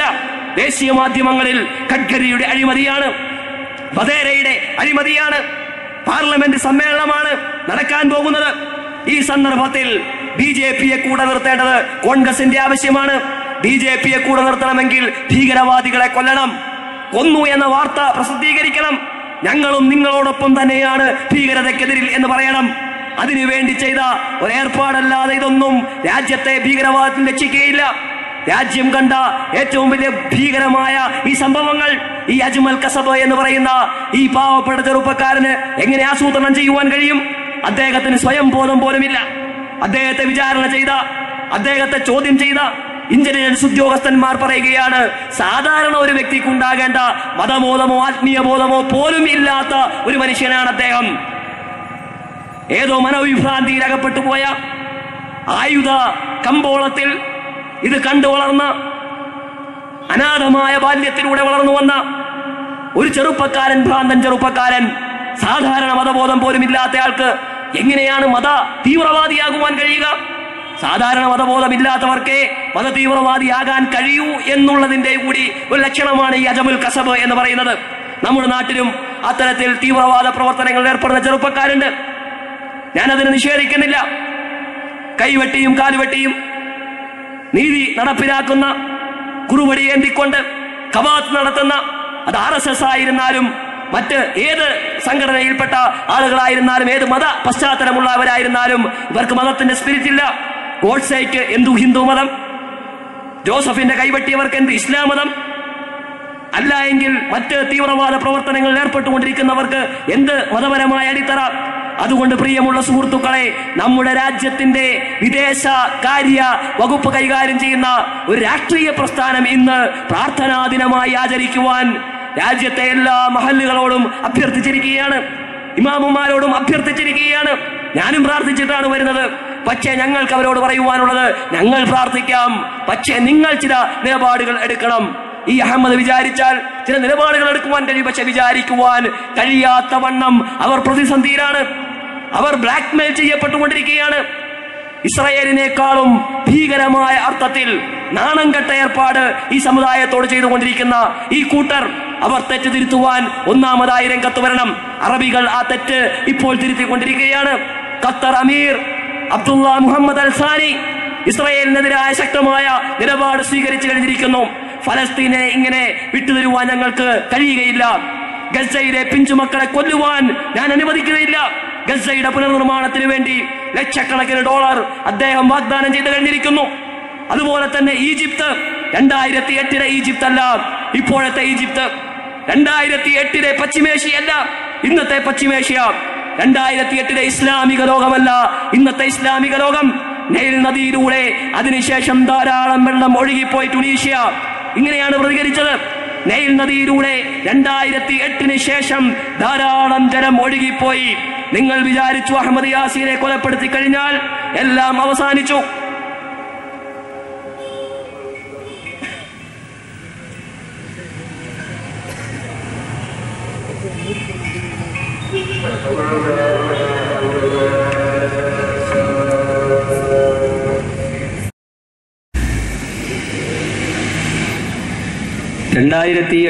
ശേഷം പശ്ചിമേഷ്യയിലും അറബ് ലോകത്തും ഇസ്ലാമിക സമൂഹങ്ങൾക്കിടയിലും അധികാര രാഷ്ട്രീയത്തിൽ അള്ളിപ്പിടിച്ചിരുന്ന ഭരണകൂടങ്ങൾ ആദർശ രാഷ്ട്രീയത്തിലേക്ക് വഴുതി മാറിക്കൊണ്ടിരിക്കുന്ന, അങ്ങനെ വഴുതി മാറുവാൻ സന്നദ്ധമല്ലാത്തവരെ മാറ്റി നിർത്തിക്കൊണ്ട് ജനകീയ ഭരണകൂടങ്ങൾ മുന്നോട്ട് പോയിക്കൊണ്ടിരിക്കുന്ന ഒരു പശ്ചാത്തലത്തിലൂടെയാണ് പശ്ചിമേഷ്യ ഇപ്പോൾ മുന്നോട്ട് പോയിക്കൊണ്ടിരിക്കുന്നത്. അതുകൊണ്ട് നൈൽ നദിയിലൂടെ ധാരാളം വെള്ളം ഒഴുകിക്കഴിഞ്ഞു. അഹമ്മദ് യാസീൻ രക്തസാക്ഷിയായതിന്റെ പേരിൽ, റന്ദീസിയെ കൊലപ്പെടുത്തിയതിന്റെ പേരിൽ, ഇപ്പോൾ ജാബരിയെ കൊന്നതിന്റെ പേരിൽ ഫലസ്തീനിന്റെ ചെറുത്തുനിൽപ്പ് അത് പരാജയപ്പെടുവാൻ പോകുന്നില്ല. ഇവിടെ ജനത ജീവിക്കുവാൻ ആഗ്രഹിക്കുന്നതിനെ കൂടുതൽ ഫലസ്തീനു വേണ്ടി മരിക്കുവാൻ രംഗത്ത് വന്നിരിക്കുകയാണ്. ഫലസ്തീനിൽ ജീവിക്കുവാൻ ആഗ്രഹിക്കുന്നവരെക്കാൾ കൂടുതൽ ഫലസ്തീനു വേണ്ടി മരിക്കുവാൻ സന്നദ്ധതയുള്ള ലോകത്തെ അറബ് രാജ്യങ്ങളെ വിശേഷിച്ചും അറബ് പ്രദേശങ്ങളിൽ പശ്ചിമേഷ്യയിലുള്ള സഹോദര രാഷ്ട്രങ്ങളിൽ നിന്നുള്ള ജനങ്ങൾ സന്നദ്ധമായി രംഗത്ത് വന്നിരിക്കുകയാണ്. പണ്ട് 48 ഇസ്രായേൽ രൂപീകരിക്കുന്ന പശ്ചാത്തലത്തിൽ ഇസ്രായേൽ ഫലസ്തീനിൽ തന്നെ രൂപീകരിക്കണമെന്നുള്ള തീരുമാനം 917 ബാൽഫർ പ്രഭു പ്രഖ്യാപിക്കുന്ന സന്ദർഭത്തിൽ ലോകരാഷ്ട്രീയത്തിന്റെ ഗതി അധികാര രാഷ്ട്രീയത്തിനു വേണ്ടി അറബ് ഭരണകൂടങ്ങൾ പ്രത്യേകിച്ചും ആദർശ രാഷ്ട്രീയത്തിനെതിരായ നിലപാട് സ്വീകരിച്ച ഒരു സന്ദർഭമായിരുന്നു. ഇസ്രായേൽ രൂപീകരിക്കപ്പെടുവാനുണ്ടായ സാമൂഹ്യ പശ്ചാത്തലം, ചരിത്ര പശ്ചാത്തലം വിശകലനം ചെയ്യുമ്പോൾ ഒന്നാം ലോക യുദ്ധത്തിൽ ബ്രിട്ടൻ അനുകൂലമായി അവിടെയുള്ള അറബ് ഭരണകൂടങ്ങൾ നിലപാട് സ്വീകരിച്ചു. അറബ് ഭരണകൂടങ്ങളുടെ ഭരണാധികാരി സുൽത്താൻ അബ്ദുൽ ഹമീദ് രണ്ടാമൻ തുർക്കി ഖലീഫയാണ്, ഉസ്മാനിയ ഖലീഫയാണ്. അദ്ദേഹത്തിന്റെ ഭരണ സീമയിൽപ്പെട്ട പ്രദേശങ്ങളാണ് പശ്ചിമേഷ്യയും അറബ് രാജ്യങ്ങളും മുസ്ലിം രാജ്യങ്ങളും. ലോകമെങ്ങുമുള്ള മുസ്ലിങ്ങളുടെ ഔദ്യോഗികമായ മത ഭൗതിക രാഷ്ട്രീയ നേതൃത്വം അന്ന് തുർക്കി ഖിലാഫത്തായിരുന്നു. തുർക്കി ഖിലാഫത്തിന്റെ കീഴിൽ ഈ ഫലസ്തീൻ നിലനിൽക്കുവോളം കാലം തങ്ങൾക്കിവിടെ ജൂതരാഷ്ട്രം സ്ഥാപിക്കുവാൻ കഴിയുകയില്ല എന്ന് മനസ്സിലാക്കിയ ബ്രിട്ടീഷ് കൊളോണിയൽ ശക്തികൾ ഒന്നാം ലോക യുദ്ധത്തിൽ അറബികളുടെ മുമ്പിൽ ഒരു ഓഫർ വയ്ക്കുകയുണ്ടായി.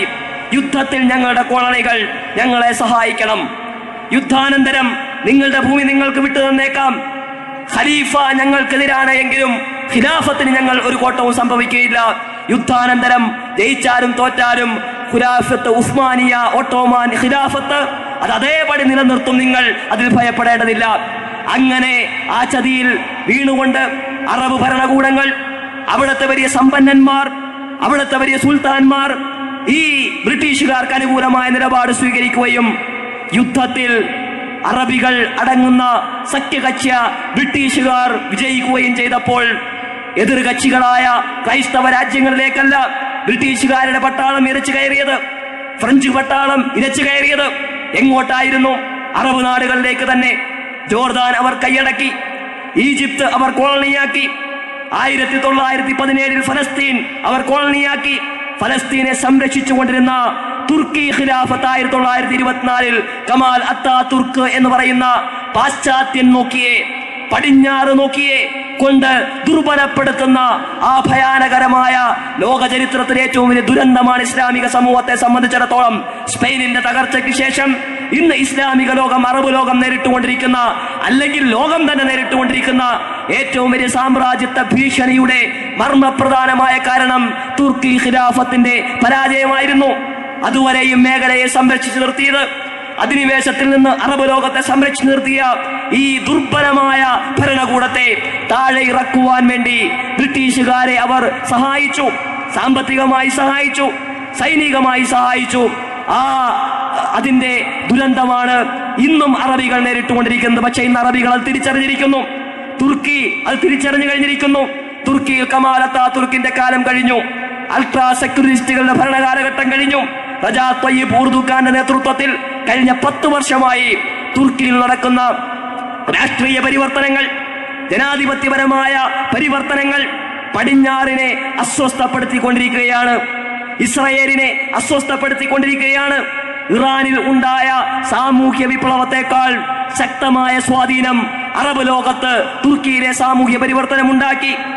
2011 ഈജിപ്തിലുണ്ടായ സാമൂഹ്യ വിപ്ലവം, സിറിയയിലുണ്ടായ സാമൂഹ്യ പരിവർത്തനം, യമനിലുണ്ടായ മുല്ലപ്പൂ വിപ്ലവം, അതുപോലെ തന്നെ തുനീഷ്യയിലുണ്ടായ ജാസ്മിൻ റവല്യൂഷൻ ശക്തമായ രീതിയിൽ അറബ് ഇസ്ലാമിക സമൂഹത്തിലെ യുവാക്കൾക്കിടയിൽ ആവേശത്തിന്റെ തിരിയുയർത്തി. ഇറാൻ വിപ്ലവത്തെ സംബന്ധിച്ചിടത്തോളം സുന്നികൾക്കിടയിൽ ആശയക്കുഴപ്പമുണ്ടായിരുന്നു. ഇറാനിലേത് ഇസ്ലാമിക വിപ്ലവമാണോ എന്നുള്ള തർക്കവും ഒക്കെ ഇവർ ഉയർത്തിക്കൊണ്ടുവന്നിരുന്നു. അമേരിക്കക്കാരും സയനിസ്റ്റ് അനുകൂല പണ്ഡിതന്മാരും അൾട്രാ സെക്യുലറിസ്റ്റുകളായ മുസ്ലിം ബുദ്ധിജീവികളുമൊക്കെ ഈ ഇറാന്റെ വിപ്ലവം അത് ഇസ്ലാമിക വിപ്ലവമല്ല, അത് ഷിയ തീവ്രവാദമാണ്, അത് വ്യാപകമായി പ്രചരിപ്പിച്ചു. അതുകൊണ്ട് ഇറാനെ നമ്മൾ പിന്തുണയ്ക്കാമോ, ഷിയാക്കളെ നമ്മൾ പിന്തുണയ്ക്കാമോ? ഇന്നിവിടത്തെ ഏറ്റവും വലിയ മത ചർച്ചയാണ്. ഒരു മതസംഘടനയ്ക്ക് മറ്റൊരു മതസംഘടനയെ നിരന്തരമായി വിമർശിക്കുവാൻ ഇവർ ഇറാനെ അംഗീകരിച്ചിരിക്കുന്നു. ജമാഅത്തെ ഇസ്ലാമിയെ കേരളത്തിലെ ഒരു ഉൽപ്പതിഷ്ണു വിഭാഗം എന്ന് പറയുന്ന ഇന്നവർ തകർന്ന് തരിപ്പണമായി കൊണ്ടിരിക്കുകയാണ്, ഛിന്ന ഭിന്നമായി കൊണ്ടിരിക്കുകയാണ്. 1917 തന്നെയാണ് മുസ്ലിം ഐക്യ സംഘം എന്ന പേരിൽ കേരളത്തിൽ ആദ്യമായി ഇസ്ലാമിക നവോത്ഥാന സംരംഭങ്ങൾ കൊടുങ്ങല്ലൂർ കേന്ദ്രീകരിച്ചു കൊണ്ടുണ്ടായത്. അതൊരു കുടുംബ വഴക്ക് പരിഹരിക്കുവാൻ വേണ്ടി ഉണ്ടാക്കി തീർത്ത ഐക്യസംഘമായിരുന്നു. ആ ഐക്യസംഘം കുടുംബം തകർന്നു പോകുന്നത് പോലെ ചിന്ന ഭിന്നമായി പോയി. ഇന്ന് 2012 എത്തിക്കഴിയുമ്പോൾ ആലുവയിലെത്തിയപ്പോൾ അവരിൽ നിന്ന് പിരിഞ്ഞുപോയ ഒരു സംഘത്തിന്റെ ഐക്യസംഘമായി മാറി. ഈ ഐക്യസംഘവും ജമാഅത്തെ ഇസ്ലാമിയും തമ്മിലുള്ള അല്ലെങ്കിൽ സോളിഡാരിറ്റിയും തമ്മിലുള്ള അടിസ്ഥാനപരമായ തർക്കത്തിൽ ഒരു വിഷയമാണ്. ഇവർ ഇറാനെ അംഗീകരിക്കുന്നു.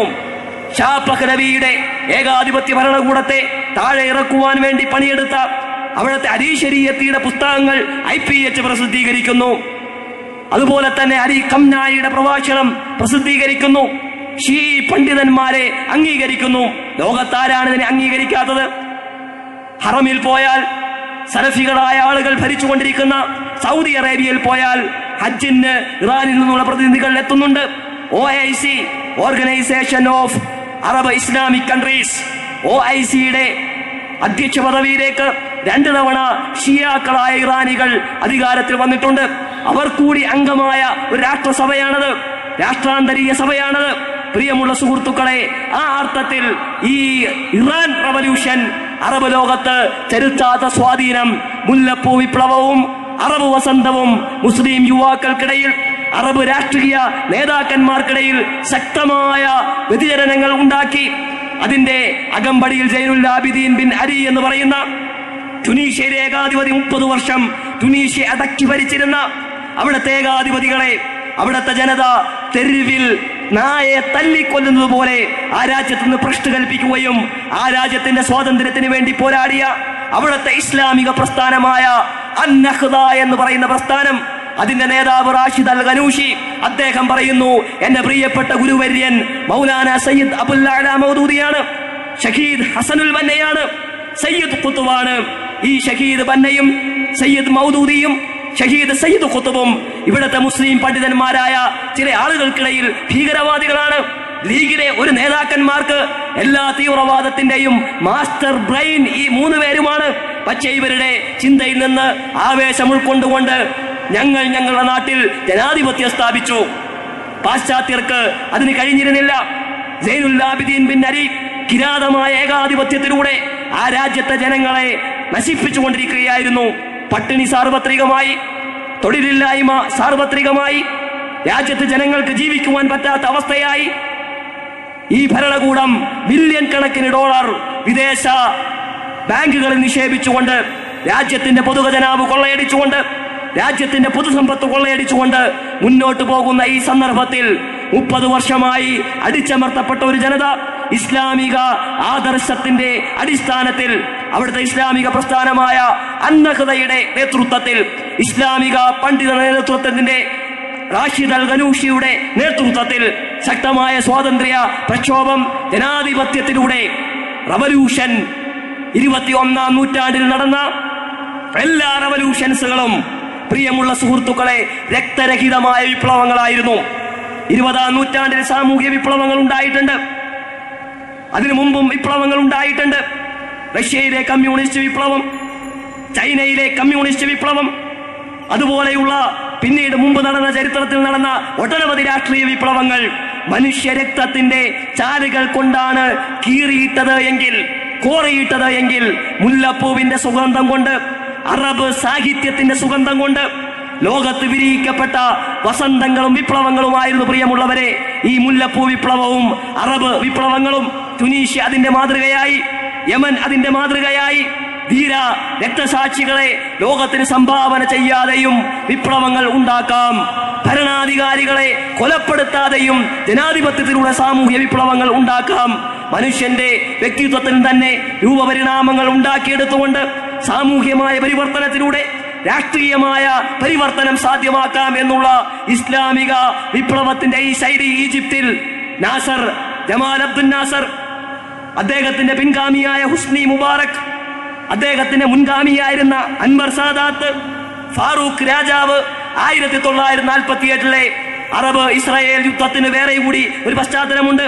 ആ സന്ദർഭത്തിൽ ഇസ്രായേൽ അനുകൂല നിലപാട് സ്വീകരിച്ച, ഇസ്രായേലിന് കീഴൊതുങ്ങി കൊടുക്കുന്ന നിലപാട് സ്വീകരിച്ച ഫാറൂഖ് രാജാവിന്റെ സ്വേച്ഛാധിപത്യത്തിൽ നിന്ന് ഈജിപ്തിനെ വിമോചിപ്പിക്കുവാൻ നാസറിനും സാദത്തിനും പിന്തുണ കൊടുത്തത്, അവിടത്തെ സൈനിക വിഭാഗത്തിന് പിന്തുണ കൊടുത്തത് പ്രിയമുള്ളവരെ അൽ ഇഖ്വാനുൽ മുസ്ലിമൂൻ എന്ന് പറയുന്ന പ്രസ്ഥാനമാണ്.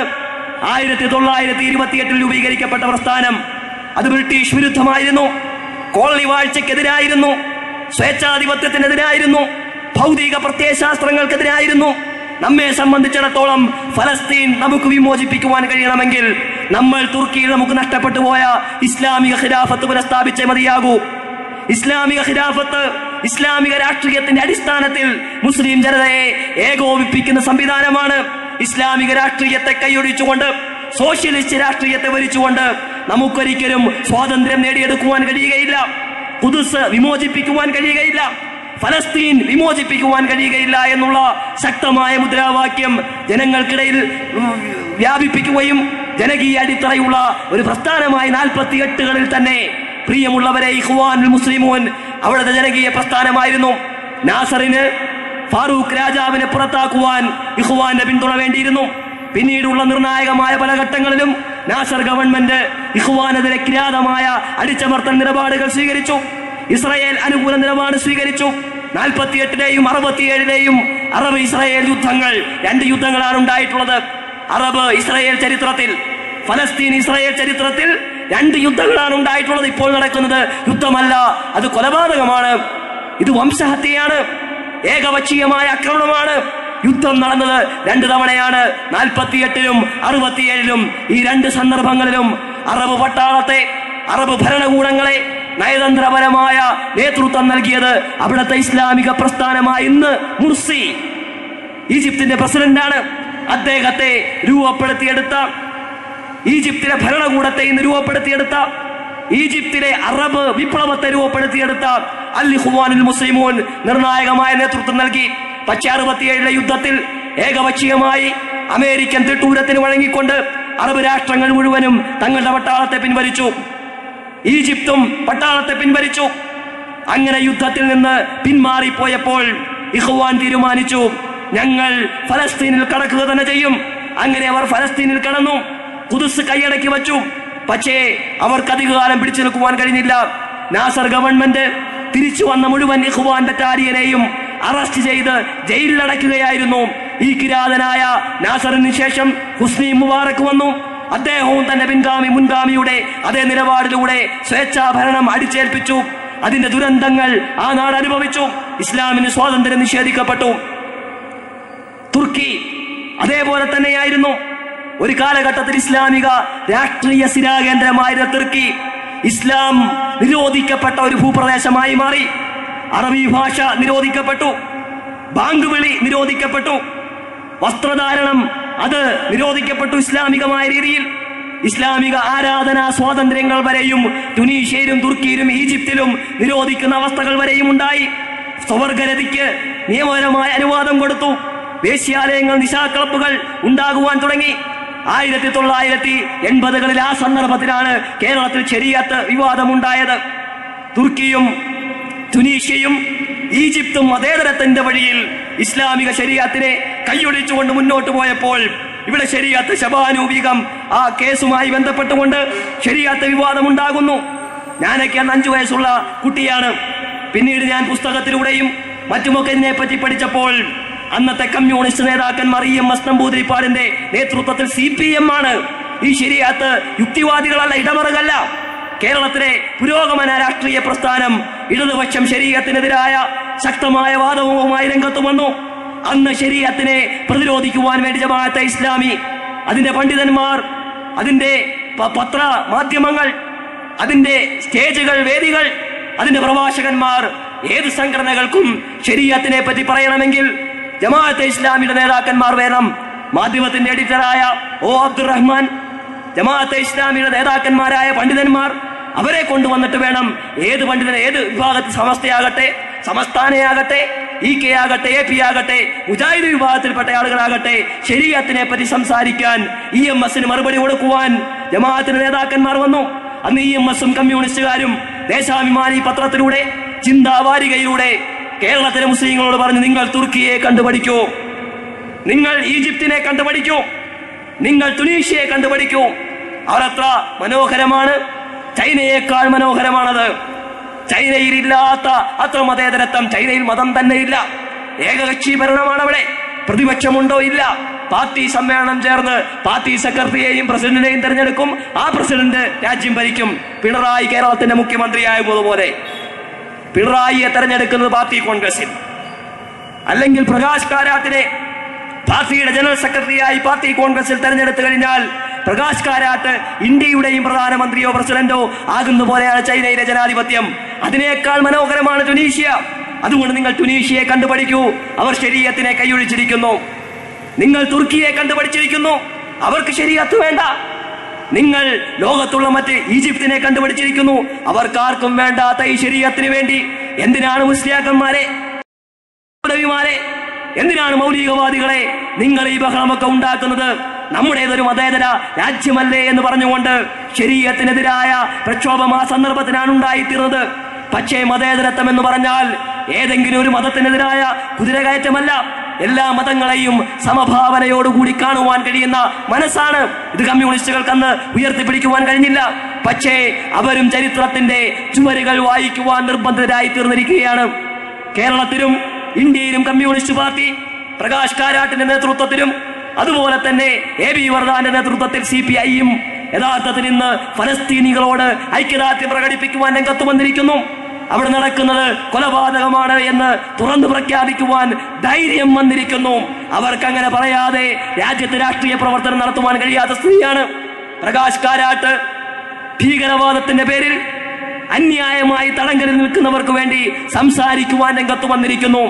അമേരിക്കൻ സാമ്രാജ്യത്വവും ഇപ്പോൾ പറയുകയാണ് ഇസ്രായേലിന്റെ ഈ നരനായാട്ട് അമേരിക്കൻ മൂല്യങ്ങൾക്ക് പോലും നിരക്കുന്നല്ല. അമേരിക്കയുടെ മൂല്യം എന്താണ് നമുക്കറിയാം. ഈ അമേരിക്കൻ മൂല്യത്തിന് പോലും നിരക്കാത്തതാണ് ഈ ഇസ്രായേലിന്റെ നരനായാട്ട് എന്ന് പറഞ്ഞിരിക്കുകയാണ്. അതുകൊണ്ട് എനിക്ക് സൂചിപ്പിക്കുവാനുള്ളത്, ലോകരാഷ്ട്രീയത്തിന്റെ ഘടന മാറിയിരിക്കുന്നു. തുർക്കി മാറിയിരിക്കുന്നു, തുനീഷ്യ മാറിയിരിക്കുന്നു, ഈജിപ്ത് മാറിയിരിക്കുന്നു, സിറിയയും ലിബിയയും മാറിയിരിക്കുന്നു, ലബനാനും ജോർദാനും മാറിയിരിക്കുന്നു, ഖത്തർ മാറിയിരിക്കുന്നു, കുവൈറ്റ് എന്നേ മാറിയതാണ്. സൗദി അറേബ്യയും മാറ്റത്തിന്റെ വഴികളിലൂടെ സഞ്ചരിച്ചു കൊണ്ടിരിക്കുകയാണ്. ഹറമിൽ ഇന്ന് ഫലസ്തീനികൾക്ക് വേണ്ടി നടന്ന പ്രാർത്ഥന നിങ്ങൾ ശ്രദ്ധിച്ചിട്ടുണ്ടാകും. ഇസ്രായേലിനെതിരായി നടന്ന പ്രാർത്ഥന ശ്രദ്ധിച്ചിട്ടുണ്ടാകും. ഇസ്രായേലിനെ സഹായിക്കുന്നവർക്കെതിരിൽ അവിടെ നടന്ന പ്രഭാഷണം നിങ്ങൾ ശ്രദ്ധിച്ചിട്ടുണ്ടാകും. അതുകൊണ്ട് ലോകരാഷ്ട്രങ്ങൾ എന്ന് മാറിയിരിക്കുകയാണ്. ലോകരാഷ്ട്രീയത്തിൽ ഇസ്രായേൽ നിഷ്കാസിതമാകുവാൻ പോകുന്നു. അമേരിക്കയുടെ മുൻ വിദേശകാര്യ സെക്രട്ടറിയും ജൂത മതവിശ്വാസിയുമായ ഒരു വ്യക്തി ഈ അടുത്തിടെ പ്രസ്താവിക്കുകയുണ്ടായി, ഈ ഇസ്രായേൽ രാഷ്ട്രത്തിന്റെ ഭാവി 10 വർഷമാണ്. കാരണം അവർ നശിച്ചിരിക്കുകയാണ്. അവർക്കിനി മുന്നോട്ട് പോകുവാൻ കഴിയുകയില്ല. ആ രീതിയിലേക്ക് ആ രാജ്യം ഭീകരമായി തീർന്നിരിക്കുന്നു. മനുഷ്യരെ കൊന്നൊടുക്കുന്ന ഭീകരമായ കിരാത ചെയ്തികൾ നടത്തിക്കൊണ്ടിരിക്കുന്ന ചരിത്രത്തിൽ ഇവർക്ക് ഒരു പ്രത്യേക സ്ഥാനം. ഇന്ന് മുഹറം 9 ഇപ്പോൾ 10ാം ദിവസത്തിലേക്ക് കടന്നിരിക്കുകയാണ്. ഈ മുഹറം 10 ഒരു പ്രത്യേകതയുണ്ട്. ഈജിപ്തിലെ ഫറോവമാർ, ചരിത്രം അറിയാവുന്നവർക്കറിയാം. നൈൽ നദീതട സംസ്കാരത്തെ പറ്റി പഠിക്കുമ്പോൾ പിരമിഡുകളെ പറ്റി പഠിക്കാറുണ്ട്. എന്താണ് ഈ പിരമിഡുകൾ? ഫറോവമാർ നിർമ്മിച്ച മഹാസ്തംഭങ്ങളാണെന്നാണ് വിചാരിച്ചിരിക്കുന്നത്. പ്രിയമുള്ളവരെ, ഫറോവൻ രാജാക്കന്മാർ, ഏകാധിപതികൾ, ലോകത്തെ ഇസ്രായേല്യരായ അടിമകളായ ജനങ്ങളെ കൊണ്ട് ചെയ്യിച്ച ക്രൂരമായ പ്രവർത്തനങ്ങളുടെ നാട്ടക്കുറികളാണ് നൈൽ നദിയുടെ തീരത്തുയർന്നു നിൽക്കുന്ന ഈ പിരമിഡുകൾ. ആ പിരമിഡുകൾ നിർമ്മിക്കുവാൻ വേണ്ടി ഇസ്രായേല്യരായ ആളുകളെ, ഇന്നത്തെ ജൂത മതവിശ്വാസികളുടെ പിന്മുറക്കാരെ, മഹാനായ ഹസ്രത്ത് മൂസാ നബി അലൈഹി ഇസ്ലാമയുടെ ജനതയെ, യാക്കൂബ് നബി അലൈഹി ഇസ്ലാമയുടെ 12 മക്കളിൽപ്പെട്ട ഒരു വിഭാഗത്തെ നിരന്തരമായി അടിച്ചമർത്തി, അവിടുത്തെ അധികാരികളായിരുന്നു അവർ, ഭരണകർത്താക്കളായിരുന്നു അവർ, അവരെ പിടിച്ചടക്കി, അവരെ അടിമകളാക്കി, ക്രൂരമായ അക്രമങ്ങൾക്ക് വിധേയമാക്കി. അവരെ പറ്റി വിശുദ്ധ ഖുർആൻ പറയുന്നുണ്ട്, ഇന്ന ഫിർഔന അലാ ഫിൽ അർദ്, ഫറോവ ധിക്കാരിയായ ഭരണാധികാരിയായിരുന്നു. വജഅല അഹ്ലഹാ ശിയ, ലോകത്തെ ജനങ്ങളെ അവർ വ്യത്യസ്ത കക്ഷികളായി തിരിച്ചു. മതവിശ്വാസികൾ, മതമില്ലാത്തവർ, മുസ്ലിങ്ങൾ, കറുത്തവർ, വെളുത്തവർ, ഹിന്ദുക്കൾ, ക്രിസ്ത്യാനികൾ, ജൂതന്മാർ, അങ്ങനെ വ്യത്യസ്ത കക്ഷികളും ജാതികളും, ചാതുർവർണ്ണ്യം, ബ്രാഹ്മണന്മാർ, ക്ഷത്രിയന്മാർ, വൈശ്യന്മാർ, ശൂദ്രന്മാർ, പഞ്ചവന്മാർ, നായന്മാർ, ചോന്മാർ എന്നൊക്കെ പറഞ്ഞുകൊണ്ട് വ്യത്യസ്ത കക്ഷികളാക്കി മാറ്റി ഭരണകൂടം എക്കാലഘട്ടത്തിലും ചെയ്തിരുന്ന കിരാതമായ ചെയ്തിയാണ് ഉമ്മൻചാണ്ടി സർക്കാരും യഥാർത്ഥത്തിൽ ഇപ്പോൾ അതാണ് ചെയ്തുകൊണ്ടിരിക്കുന്നത്. ജാതി പ്രീണനം നടത്തുക. ഒരു ജാതിയെ പ്രീണിക്കുമ്പോൾ മറുജാതി രംഗത്ത് വരും, അപ്പോൾ എതിർജാതി രംഗത്ത് വരും. ജാതിക്കളി കൊണ്ട് രാഷ്ട്രീയ തന്ത്രം മെനയുക എന്നുള്ളത് ഫറോവമാരുടെ രീതിയാണ്. ഈ ഫറോമാർ അതിലൊരു വിഭാഗത്തെ നിരന്തരമായി അടിച്ചമർത്തി. ഈ നിരന്തരമായ അടിച്ചമർത്തലിന് വിധേയമാക്കപ്പെട്ടവരാണ് ജൂതന്മാർ എന്ന് പറയുന്നത്, ഇസ്രായേലിയർ എന്ന് പറയുന്നത്. അവരുടെ വിമോചനത്തിന് വേണ്ടിയിട്ടാണ്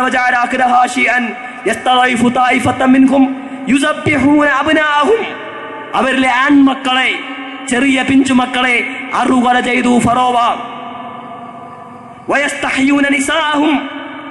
അവരിലെ സ്ത്രീകളെ മാനഭംഗപ്പെടുത്തി ഫറോവമാർ, അവരുടെ പട്ടാളക്കാർ. ഇന്നഹു കാന മിനൽ മുഫ്സിദീൻ, അയാൾ മഹാധിക്കാരിയായിരുന്നു. നുരീദു അൻ നമുന്ന അലല്ലദീന സ്തുഇഫു ഫിൽ അർദ്, ഈ ഭൂമിയിൽ അടിച്ചമർത്തപ്പെട്ടവർക്ക് അഭിമാനം നൽകുവാൻ നാം ആഗ്രഹിക്കുന്നു. ആത്മാഭിമാനം ഉയർത്തിപ്പിടിച്ചുകൊണ്ട് ജീവിക്കുവാൻ അവർക്ക് കഴിയുമോ എന്ന് ലോകത്തെ കാണിച്ചു കൊടുക്കുവാൻ ദൈവമായ യഹോവ ഞാൻ തീരുമാനിച്ചിരിക്കുന്നു. വജഅലഹും അയിമ്മത്തൻ വനജഅലഹുമുൽ വാരിസീൻ, ലോകത്തിന്റെ നായകന്മാരായി അവരെ മാറ്റും. അതുപോലെ ഭൂമിയുടെ അനന്തരാവകാശികളായി അവരെ മാറ്റും. വനരിയ ഫിർഔന വഹാമാന വജുനൂദഹുമാ മിൻകും മാ കാനൂ യഹ്ദറൂൻ, ഫറോവയെ നശിപ്പിക്കും, അദ്ദേഹത്തിന്റെ സൈന്യത്തെ നശിപ്പിക്കും, അദ്ദേഹത്തിന്റെ കിങ്കരന്മാരെ ചെങ്കടലിൽ മുക്കിക്കൊല്ലും. ദൈവത്തിന്റെ പ്രസ്താവനയാണ്. ഈ രാഷ്ട്രീയ ലക്ഷ്യം മുന്നിൽ വെച്ചുകൊണ്ടാണ് മഹാനായ ഹസ്രത്ത് മൂസ അലൈഹിസ്സലാം, മോശ പ്രവാചകനെ, തോറ എന്ന ഗ്രന്ഥത്തിന്റെ വക്താവ് മഹാനായ മൂസ നബി അലൈഹിസ്സലാമിനെ ലോകത്തേക്ക് അല്ലാഹു നിയോഗിക്കുന്നത്, സർവശക്തൻ നിയോഗിക്കുന്നത്. നീണ്ട ദീർഘകാലത്തെ പ്രവർത്തനങ്ങളുടെ ഫലമായി കൊണ്ട് ഇസ്രായേലിനെയും കൊണ്ട് ദൈവം ചെങ്കടൽ പിളർത്തി അവരെ രക്ഷപ്പെടുത്തിയെടുക്കുന്ന ഒരു സംഭവം നടക്കുന്ന ചരിത്രത്തിൽ. ഇത് നജ്ജൈനാകും മിൻ ആലി ഫിർഔൻ യസൂമൂനകും സൂഅൽ അദാബ് യുസബ്ബിഹൂന അബ്നാഅകും വയസ്തഹയൂന നിസാഅകും ഇന്നഹു കാന മിനൽ മുഫ്സിദീൻ. ലോകത്ത് അതിക്രമം കാണിച്ച, നിങ്ങളുടെ ആൺമക്കളെ കൊന്നുകളഞ്ഞ, നിങ്ങളുടെ പെൺമക്കളെ മാനഭംഗപ്പെടുത്തിയ ക്രൂരന്മാരായ ഫറോവമാരിൽ നിന്ന് നിങ്ങളെ നാം രക്ഷപ്പെടുത്തിയ ആ ചരിത്രം നിങ്ങൾ ഓർക്കുക. ആ മഹത്തായ വിമോചനം നടന്ന ഇതിന്റെ വാർഷികമാണ് നാളെ മുഹറം 10 എന്ന് പറയുന്നത്. ആ മുഹറം 10-ന് ലോകത്തെങ്ങുമുള്ള മുസ്ലിങ്ങൾ ഇസ്രായേലിയരുടെ വിമോചനത്തിൽ സന്തോഷിച്ചുകൊണ്ട് ദൈവത്തോട് നന്ദി പ്രകടിപ്പിച്ചുകൊണ്ട് വ്രതം അനുഷ്ഠിക്കുമത്രേ. വ്രതം അനുഷ്ഠിക്കും, ഇന്നും വ്രതം അനുഷ്ഠിക്കും. കാരണം ജൂതന്മാരെക്കാൾ ദൈവത്തോട് നന്ദി പ്രകടിപ്പിക്കേണ്ടവരാണ് നമ്മൾ.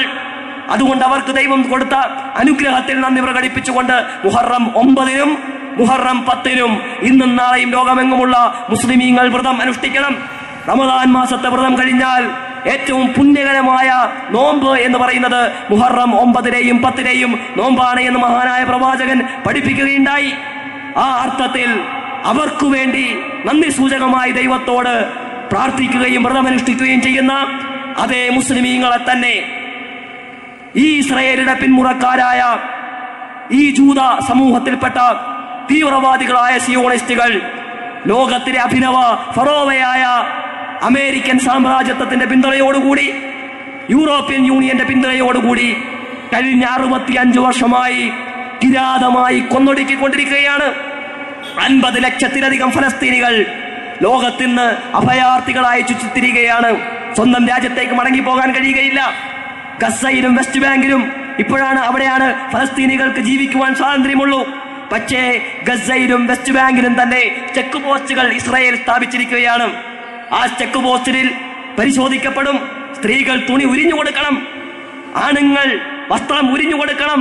തങ്ങൾ നിരായുധരാണ്, തങ്ങൾ ഇസ്ലാമിക ബോധമില്ലാത്തവരാണ് എന്നുറപ്പുണ്ടെങ്കിൽ മാത്രമേ അവർക്ക് ആത്മാഭിമാനത്തോടുകൂടി ജീവിക്കുവാൻ കഴിയൂ എന്നുള്ള അവസ്ഥയിലേക്ക് ഒരു രാജ്യത്തെ ജനങ്ങളെ ഉപരോധിച്ചുകൊണ്ടിരിക്കുകയാണ്. കഴിഞ്ഞ 15 വർഷമായി യാസിർ അറഫാത്ത് PLO ഉണ്ടാക്കി ഫലസ്തീന്റെ വിമോചനത്തിന് വേണ്ടി പോരാട്ടം നയിച്ചു. അവസാനം അദ്ദേഹവും ഇസ്രായേലിനെ അംഗീകരിച്ചു. ഇസ്രായേലിനെ അംഗീകരിച്ചു കഴിഞ്ഞിട്ടും ഇസ്രായേൽ അറഫാത്തിനെ അംഗീകരിച്ചില്ല. വയോധികനായ രോഗിയായി അദ്ദേഹം മരണക്കിടക്കയിൽ കിടക്കുമ്പോൾ അദ്ദേഹത്തിന് വിഷം കുത്തിവച്ചാണ് ഇസ്രായേൽ കൊന്നത് എന്ന് അദ്ദേഹത്തിന്റെ ഭാര്യ ജൂതയായ സുഹാ ഇന്ന് ഇസ്രായേലിനെതിരെ ആരോപണം ഉന്നയിച്ചിരിക്കുകയാണ്. ഫതഹിന്റെ മഹ്മൂദ് അബ്ബാസ് ഹിലരി ക്ലിന്റന് കൈകൊടുത്തിരിക്കുന്നു. ഇന്ന് എത്ര നീചമായ പ്രവർത്തനം! ഈ ഫതഹ് ഹമാസുമായി തെറ്റിപ്പിരിഞ്ഞുകൊണ്ട് വെസ്റ്റ് ബാങ്കിൽ സ്വതന്ത്രമായ വേറൊരു രാഷ്ട്രവുമായി മുന്നോട്ട് പോയിക്കൊണ്ടിരിക്കുന്നു. ഹമാസ് ഗസയിൽ ഭരണം നടത്തിക്കൊണ്ടിരിക്കുന്നു. 2008 ഗസയിൽ നടന്ന തെരഞ്ഞെടുപ്പിൽ ഫതഹിനെ പരാജയപ്പെടുത്തി ഹമാസ് വിജയിച്ചു 88% വോട്ടുകൾക്ക്. ഇത് അംഗീകരിച്ചില്ല അമേരിക്ക. കാരണം ജനാധിപത്യത്തിലൂടെയും ജനങ്ങൾ തെരഞ്ഞെടുക്കേണ്ടത് ഞങ്ങൾ ആഗ്രഹിക്കുന്നവരെ ആയിരിക്കണം. ഇതും ഏകാധിപത്യവും തമ്മിൽ എന്ത് വ്യത്യാസമാണുള്ളത്? അങ്ങനെയാണെങ്കിൽ പിന്നെ തെരഞ്ഞെടുപ്പ് നടക്കണമോ? UN ഉദ്യോഗസ്ഥന്മാരുടെയും നിരീക്ഷകന്മാരുടെയും സാന്നിധ്യത്തിൽ നടന്ന ഇലക്ഷനിൽ, നീതിപൂർവകമായ ഇലക്ഷനിൽ ഗസയിലെ ജനങ്ങൾ ഹർക്കത്തുൽ മുഖാവമത്തുൽ ഇസ്ലാമിയ എന്ന ചെറുത്തുനിൽപ്പ് പ്രസ്ഥാനത്തെ തങ്ങളുടെ രാജ്യത്തിന്റെ ഭരണസാരഥ്യം ഏൽപ്പിച്ചു കൊടുക്കുവാൻ വേണ്ടി തീരുമാനിച്ചപ്പോൾ അമേരിക്ക മുന്നോട്ട് വച്ച തന്ത്രം എന്താണ്? പരാജയപ്പെട്ടു പോയവരും ജയിച്ചവരും ചേർന്നുകൊണ്ടുള്ള സംയുക്ത സർക്കാർ. LDF UDF ആണ് ഇപ്പൊ ജയിച്ചു നിൽക്കുന്നത്. കേരളത്തിൽ 2-3 സീറ്റിന്റെ വ്യത്യാസം. കേന്ദ്ര സർക്കാർ പറയുകയാണ് LDFും UDFും സംയുക്ത സർക്കാരായി മുന്നോട്ട് പോകണം, ഒറ്റയ്ക്ക് ഭരിക്കുവാൻ പാടില്ല. ജനങ്ങൾ തെരഞ്ഞെടുത്തത് UDF ആണെങ്കിലും പറ്റില്ല, UDFും LDFും ചേർന്ന് ഭരിക്കണം. ഇതെന്ത് ജനാധിപത്യമാണ്? ഈ ജനാധിപത്യമാണ് അമേരിക്ക ലോകത്തെ പഠിപ്പിച്ചുകൊണ്ടിരിക്കുന്നത്. റോംനി ആയാലും ഒബാമയായാലും അമേരിക്കയിൽ നടക്കുന്നതും ഒരുതരം ഏകാധിപത്യമാണ്, കോർപ്പറേറ്റുകളുടെ ഭരണമാണ്. അല്ലാതെ ജനകീയമായ ജനാധിപത്യം അവിടെ ഇല്ല. പാർലമെന്ററി ഡെമോക്രസി അല്ല, പ്രസിഡൻഷ്യൽ ഭരണമാണ് അവിടെ ഉള്ളത്. ലോകത്ത് പ്രസിഡൻഷ്യൽ ഭരണ നിലപാട് നിലനിൽക്കുന്ന ഏതാണ്ട് എല്ലാ രാജ്യങ്ങളുടെയും സ്ഥിതി ഇങ്ങനെ തന്നെയാണ്. പാർലമെന്റിന് പ്രത്യേക അധികാരമൊന്നുമില്ല. പാർലമെന്ററി ഡെമോക്രസി നിലനിൽക്കുന്ന ഇന്ത്യ അമേരിക്കയുടെ പാവ സർക്കാരായി മാറിയതോടുകൂടി ഇന്ത്യൻ പാർലമെന്റിനും പ്രത്യേകിച്ച് അധികാരമൊന്നുമില്ല.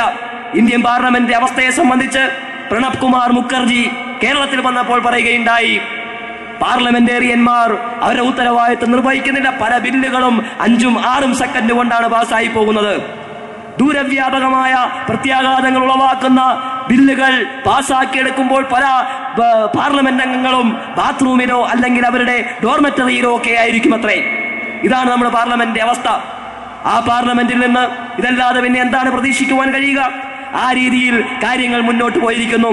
മുർസിയുടെ സർക്കാർ അധികാരത്തിൽ വന്നപ്പോഴും, നഹദയുടെ സർക്കാർ അധികാരത്തിൽ വന്നപ്പോഴും, അതുപോലെ തന്നെ തുർക്കിയിലെ ഗവൺമെന്റ് അധികാരത്തിൽ വന്നപ്പോഴും അമേരിക്ക അവരെ അംഗീകരിക്കുവാൻ തയ്യാറായില്ല, ഇസ്രായേലും അംഗീകരിക്കുവാൻ തയ്യാറായില്ല. പക്ഷേ ഇപ്പോൾ ഫലസ്തീനിൽ നടന്നുകൊണ്ടിരിക്കുന്ന പ്രശ്നങ്ങൾ, പശ്ചിമേഷ്യയിലെ പ്രശ്നങ്ങൾ പരിഹരിക്കുവാൻ അമേരിക്ക കഴിയാത്ത വണ്ണം അമേരിക്കയുടെ നിയന്ത്രണം പശ്ചിമേഷ്യയിൽ നഷ്ടപ്പെട്ടു കഴിഞ്ഞിരിക്കുന്നു. അമേരിക്കയുടെ വിദേശകാര്യ ഉപദേഷ്ടാക്കൾ മുഴുവനും അമേരിക്കയോട് പറയുകയാണ്, പശ്ചിമേഷ്യയിലെ ഭാവി രാഷ്ട്രീയം ഇസ്രായേലിന്റെ കരങ്ങളിലല്ല, ഈജിപ്തിന്റെ കയ്യിലാണ്, ഹമാസിന്റെ കയ്യിലാണ്, ട്യൂണീഷ്യയുടെ കയ്യിലാണ്, ഖത്തർ ഭരണാധികാരിയുടെ കയ്യിലാണ്. അതുകൊണ്ട് അവരുമായി നമ്മൾ സൗഹാർദ്ദത്തിൽ എത്തിച്ചേരുക. ഇസ്രായേൽ എന്ന ഈ തമ്മാടിയെ ഇനിയും നമ്മൾ തോളത്ത് കൈയിട്ട് നടന്നാൽ ബ്രിട്ടീഷുകാർ ചെയ്ത ആ ചെയ്തി അവരുടെ കയ്യിൽ തന്നെ വച്ചു കൊടുക്കുക. അവർ ചെയ്ത ഈ ക്രൂരത അവരുടെ കയ്യിൽ തന്നെ ഏൽപ്പിച്ചിട്ട് നമ്മൾ ഇതിൽ നിന്ന് പിന്മാറുകയാണ് രക്ഷ എന്ന അർത്ഥത്തിലേക്ക് അമേരിക്കൻ പത്രങ്ങൾ വരെയും എഴുതി കഴിഞ്ഞിരിക്കുന്നു. ന്യൂയോർക്ക് ടൈംസ് ഇന്നലെ ഇസ്രായേലിനെ രൂക്ഷമായ ഭാഷയിൽ വിമർശിച്ചുകൊണ്ട്, ഇസ്രായേൽ അനുകൂല നിലപാട് സ്വീകരിക്കുന്ന അമേരിക്കൻ നിലപാടിനെയും വിമർശിച്ചുകൊണ്ട് മുഖപ്രസംഗം എഴുതിയിരിക്കുകയാണ്. ആ ശൈലിയിലേക്ക് ലോകരാഷ്ട്രീയം മാറിക്കഴിഞ്ഞിരിക്കുന്നു. ലോകം പുതിയൊരു പ്രഭാതത്തിലേക്ക്, ഇതാ അസ്തമനത്തിലേക്കാണ് പ്രവേശിച്ചത്. പുതിയൊരു പ്രഭാതത്തിന്റെ അസ്തമനത്തിലേക്കാണ് പ്രവേശിച്ചു കഴിഞ്ഞിരിക്കുന്നത്. ഇസ്രായേൽ അസ്തമിക്കുവാൻ പോകുന്നു. പുതിയ ഒരു താരോദയം, പുതിയ ഒരു സൂര്യോദയം പശ്ചിമേഷ്യയിൽ ഇതാ പൊട്ടിപ്പുറപ്പെടുവാൻ പോകുന്നു. അത് വിമോചിത ഫലസ്തീൻ ആണ്. ആ ഫലസ്തീൻ ലോകരാഷ്ട്രീയത്തെ നിയന്ത്രിക്കും. ആ ഫലസ്തീൻ രാഷ്ട്രീയത്തോട് അനുകൂലമായ നിലപാട് സ്വീകരിക്കാതെ ലോകത്തൊരു രാഷ്ട്രീയ പ്രസ്ഥാനത്തിന് മുന്നോട്ട് പോകുവാൻ കഴിയുകയില്ല. അത് ഇന്ത്യയിലാണ് എങ്കിലും, ഇന്തോനേഷ്യയിലാണ് എങ്കിലും, ചൈനയിലാണെങ്കിലും, ജപ്പാനിലാണെങ്കിലും, അമേരിക്കയിലാണെങ്കിലും, റഷ്യയിലാണെങ്കിലും, ലോകത്തെ ഏത് വൻകരകളിലുള്ള രാഷ്ട്രങ്ങളായിരുന്നാലും ഈ ഫലസ്തീനോടുള്ള തങ്ങളുടെ നിലപാട് പ്രഖ്യാപിക്കാതെ ലോകത്ത് രാഷ്ട്രീയ ഭരണ പ്രവർത്തനങ്ങളുമായി മുന്നോട്ട് പോകുവാൻ കഴിയുകയില്ല. ഇത് ഇന്ത്യൻ സർക്കാർ മനസ്സിലാക്കാം. ഇന്ത്യൻ സർക്കാരിനെ ശക്തമായി പിന്തുണച്ചുകൊണ്ടിരിക്കുന്നു എന്ന് അവകാശപ്പെട്ടുകൊണ്ടിരിക്കുന്ന ഇന്ത്യൻ യൂണിയൻ മുസ്ലിം ലീഗ് മനസ്സിലാക്കണം, അറബികൾ തിരുത്തിയിരിക്കുന്നു. അവർ സാമുദായിക രാഷ്ട്രീയത്തിന്റെ വക്താക്കളല്ല, ആദർശ രാഷ്ട്രീയത്തിന്റെ വക്താക്കളായി മാറിക്കഴിഞ്ഞിരിക്കുന്നു. അറുപിന്തിരിപ്പന്മാർ എന്ന് പറയുന്ന അറബികൾ, അവര് ഇന്ന് അറുപിന്തിരിപ്പന്മാരല്ല. അങ്ങനെ അവരെ പുച്ഛിച്ചുകൊണ്ട് ലോകരാഷ്ട്രീയത്തിന് മുന്നോട്ട് പോകുവാൻ കഴിയുകയില്ല. UN വിചാരിച്ചാൽ ഒന്നും ചെയ്യുവാൻ കഴിയുകയില്ല. UN ഉപരോധിക്കട്ടെ. UN ഉപരോധമായിരുന്നല്ലോ കഴിഞ്ഞ കുറെ വർഷങ്ങളായി ഗസയിൽ എത്ര പേരാണ് ഉപരോധത്തിന്റെ പേരിൽ മരിച്ചത്? ആരും മരിച്ചിട്ടില്ല. അവർ ജീവിക്കുകയാണ് ആത്മാഭിമാനത്തോടു കൂടി. അവർ മരിക്കുന്നത് പോരാട്ടത്തിന്റെ വീതികളാണ്. അവർ ആശുപത്രി കിടക്കയിൽ ചികിത്സ കിട്ടാതെ മരിക്കുന്നില്ല. അവർക്ക് ചികിത്സ അറബ് ലോകത്ത് നിന്ന് മുസ്ലിങ്ങൾ എത്തിച്ചു കൊടുത്തുകൊണ്ടിരിക്കുകയാണ്. ജനാധിപത്യ ബോധമുള്ളവർ എത്തിച്ചു കൊടുത്തുകൊണ്ടിരിക്കുകയാണ്. ജമാഅത്തെ ഇസ്ലാമിയും സോൾഡാറ്റിയും ഒക്കെ തീരുമാനിച്ചിരിക്കുന്നു, അവർക്ക് വേണ്ടി വിഭവങ്ങൾ ശേഖരിക്കണം, പണം ശേഖരിക്കണം, ഏത് മാർഗേനയും അതവിടെ എത്തിച്ചു കൊടുക്കണം. നമുക്ക് വേണ്ടി പോരാടുന്ന, ജനാധിപത്യത്തിന് വേണ്ടി പോരാടുന്ന, ആധുനിക നാഗരികതയ്ക്ക് വേണ്ടി പോരാടിക്കൊണ്ടിരിക്കുന്ന ലോകത്തെ ഏറ്റവും വലിയ ക്രൂരന്മാർക്കെതിരായ പോരാട്ടം നയിച്ചുകൊണ്ടിരിക്കുന്ന ആരാണ് ക്രൂരൻ? ഏരിയൽ ഷരോൺ, ഇപ്പോൾ ബെന്യാമിൻ നെതന്യാഹു. ഹിറ്റ്ലർ അല്ല, ഹിറ്റ്ലർ ഹോളോകോസ്റ്റ്, ജൂതന്മാരെ കൂട്ടക്കൊല നടത്തിയെന്നാണ്.